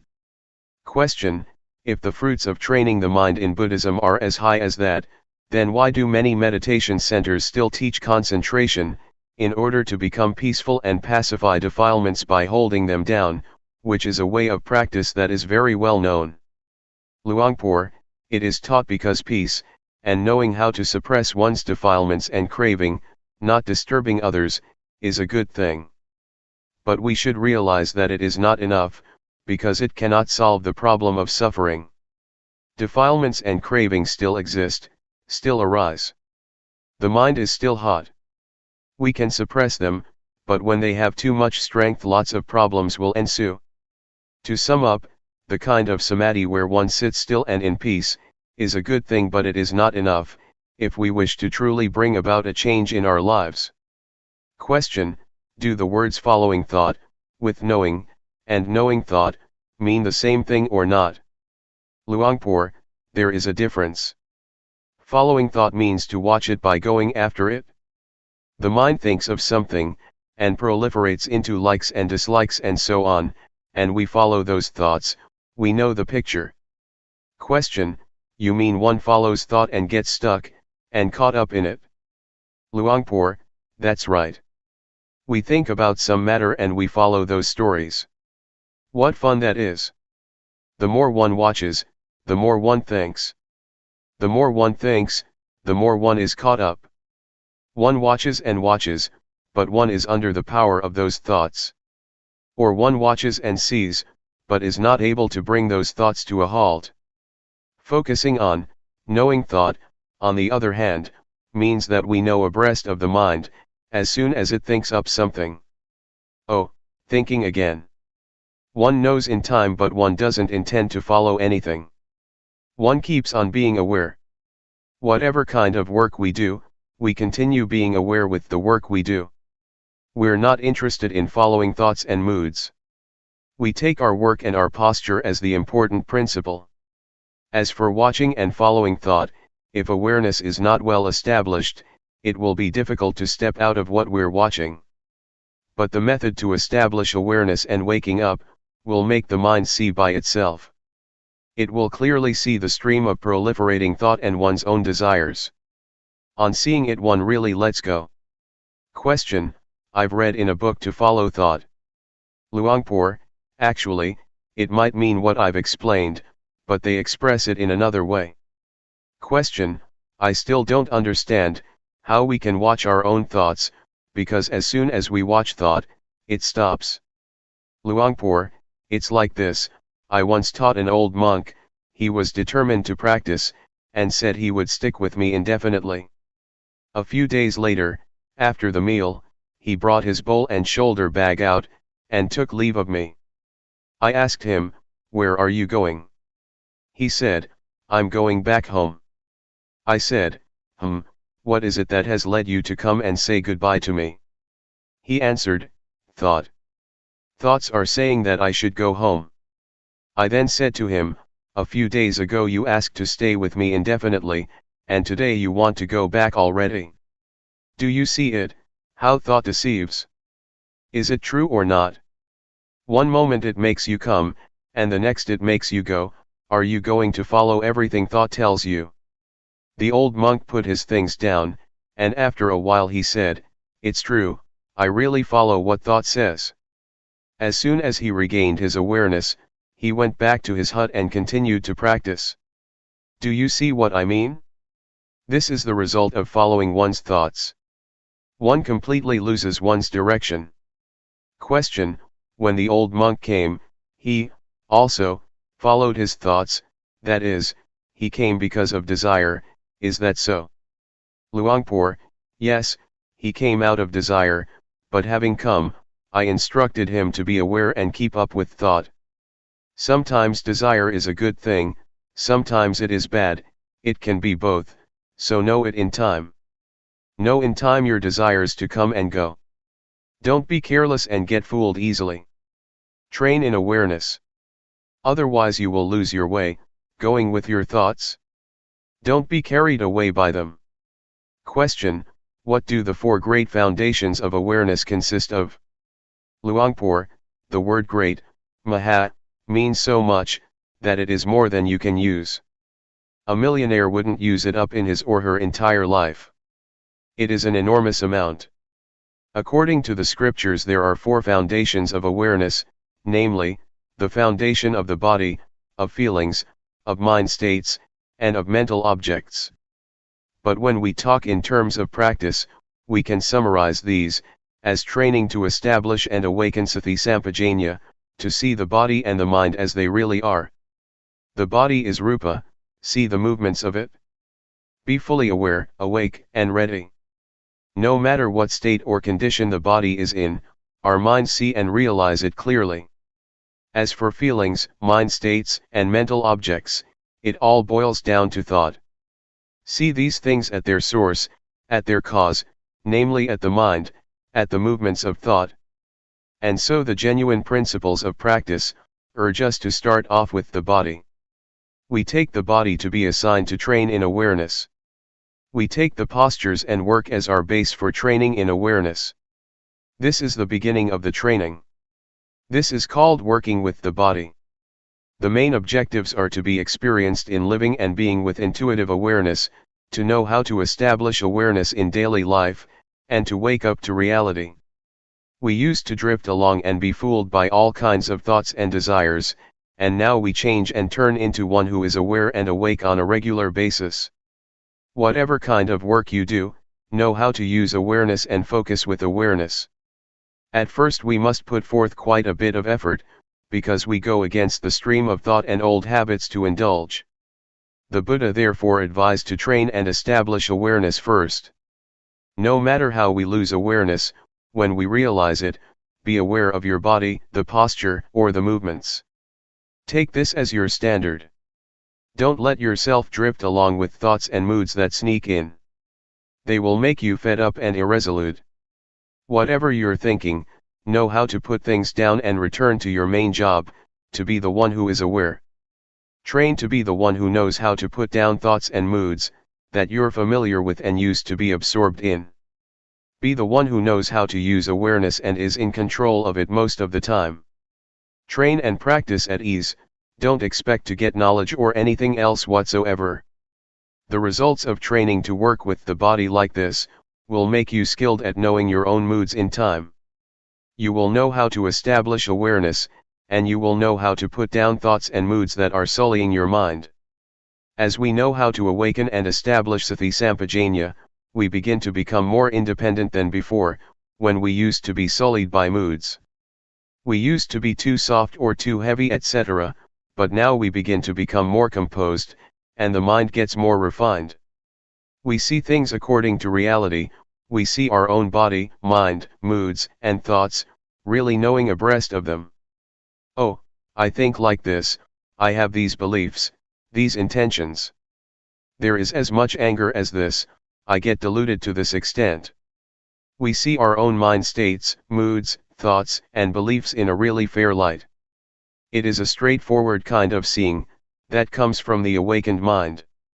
Our meditation shifts from the level of focusing on the body, to the level of working with the mind. Seeing the various states and conditions, seeing the mind in the mind, seeing the stream of thought, and our own beliefs and desires, according to our habits in a straightforward way, gives rise to wisdom knowledge.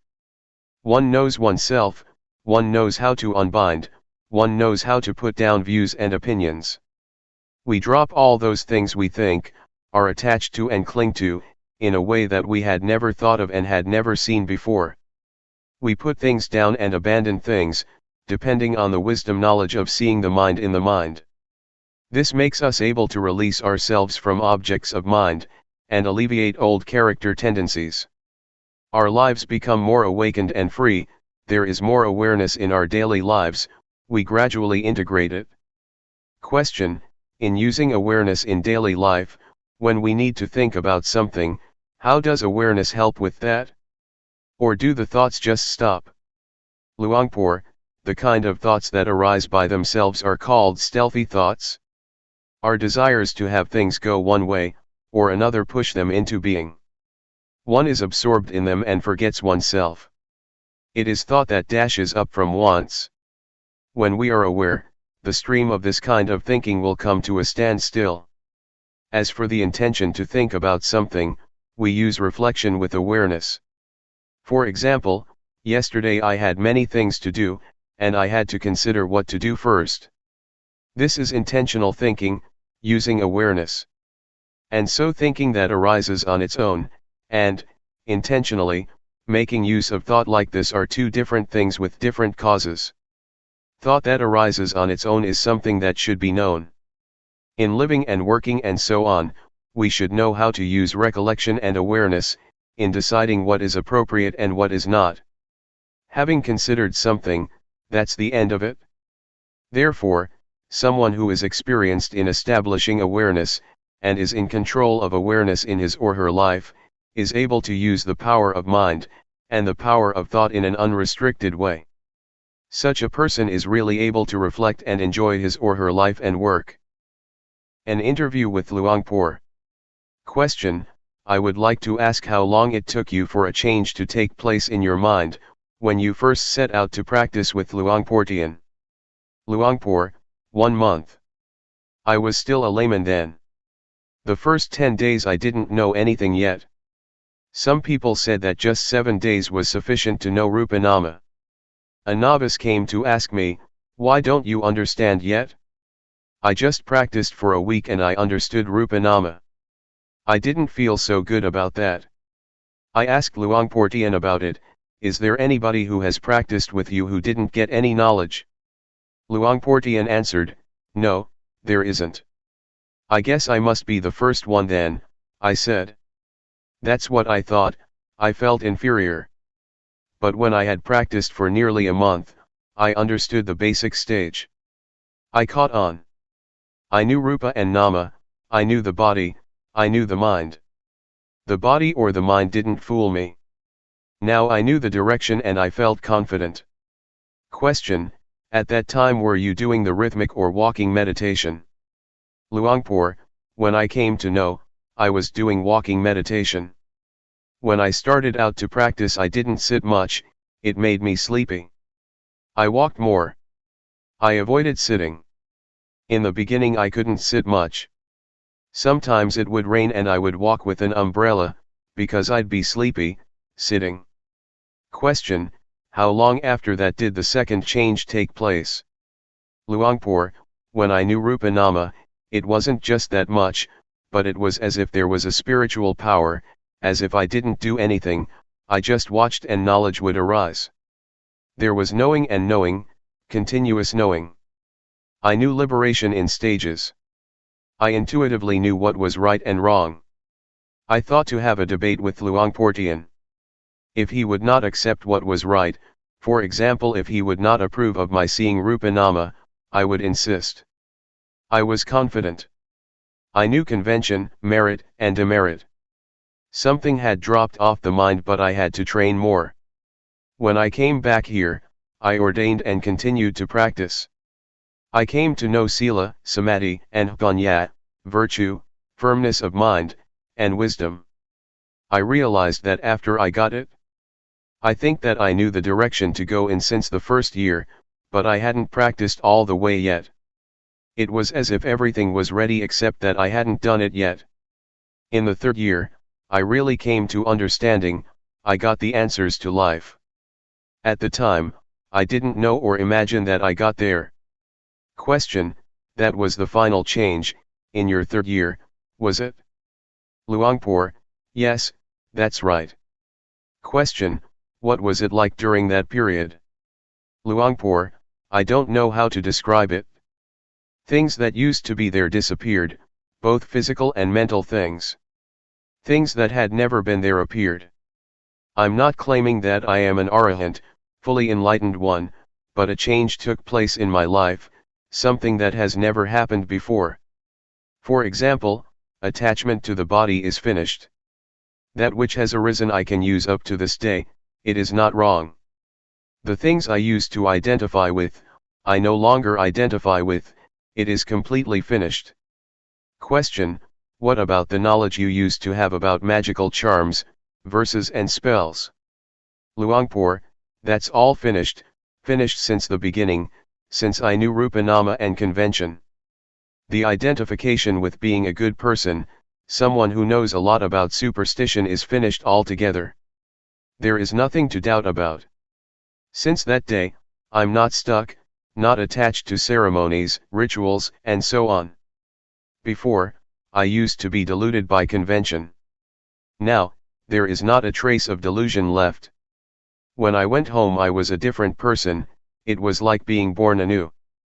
Previously, when I was at home, I would tie white string around the wrists of my relatives and friends, I would do this and that. But now, I've stopped, I won't do it anymore. One ought to believe what one can experience for oneself, we are the owners of our actions, comma. I told my parents and relatives to quit all this superstition. Question, did you sit or walk, that final time? Luangpor, it happened after the meal, I was sitting.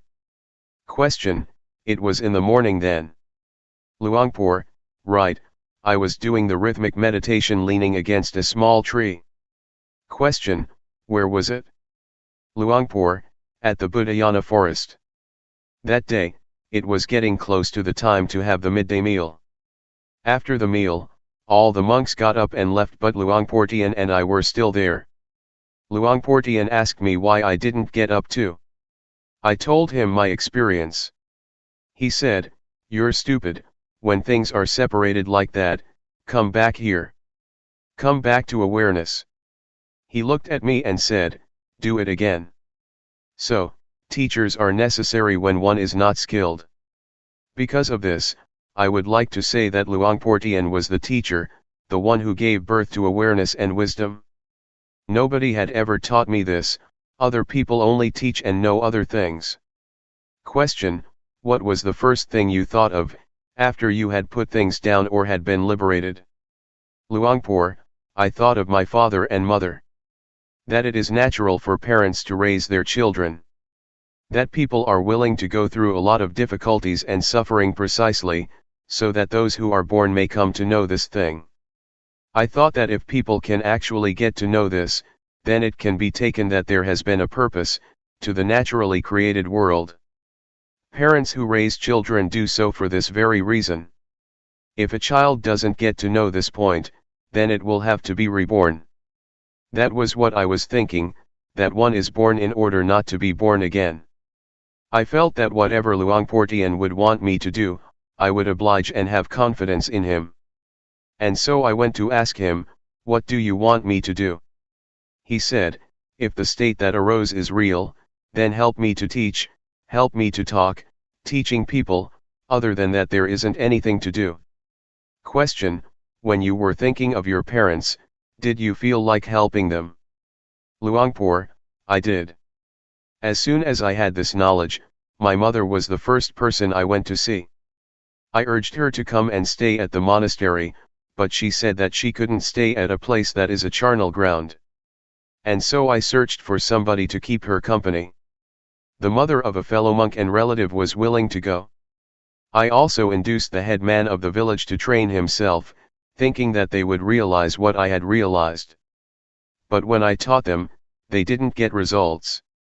At first I wanted all people to be under my guidance, I wanted to teach everybody because everybody has the same potential. The duty of us human beings, is to come to this point, it is a path in itself. To go in any other direction is not right.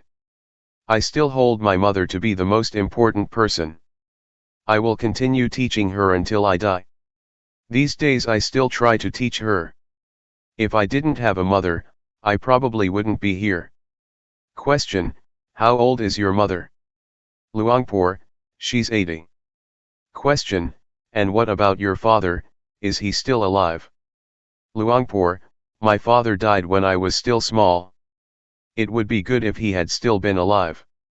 He was a very serious and good person, everyone in the family and the village accepted, loved, and respected him. He had no enemies. He thought in good ways, it's too bad he died. Question, how many children do you have? Luangpor, just one. When I took ordination my wife was 4 months pregnant. Question, was it very hard to make that decision? Luangpor, at first I was only 50% sure about what to do. I was worried about it and what people in the village would think of it. I am not a bad or low kind of person. The villagers respect me because I use my life in a way that is worthy. I'm not lazy and I'm not detested by society. People used to respect me because I was a magical healer. If a woman was pregnant in our village, people would say in a straightforward way, don't go off anywhere, stay at home and be a refuge to her. Because of this I was worried, and I was only 50% sure. But as soon as I understood the basic stage of Dhamma, I was sure 100% and not worried about anything. I knew that this was the right path. The reason to go and practice was to be able to be responsible. Now I could teach people to use their lives in this way. If I was the head of a family, I would love just my wife, children, and relatives. But now I don't love just them, I feel responsible for all human beings in the world. And so I decided that this was the right thing to do. No arguments could sway me. I have been confident up to the present day. I have been a monk for over 20 years, and I'm still confident that there is nothing about it that is wrong or is a mistake.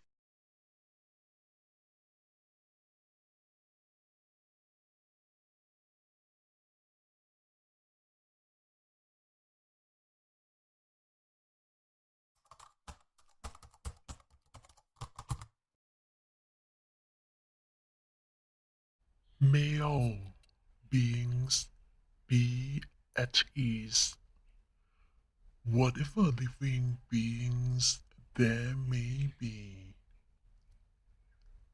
whether they are weak or strong, omitting none, the great or the mighty, medium, short or small,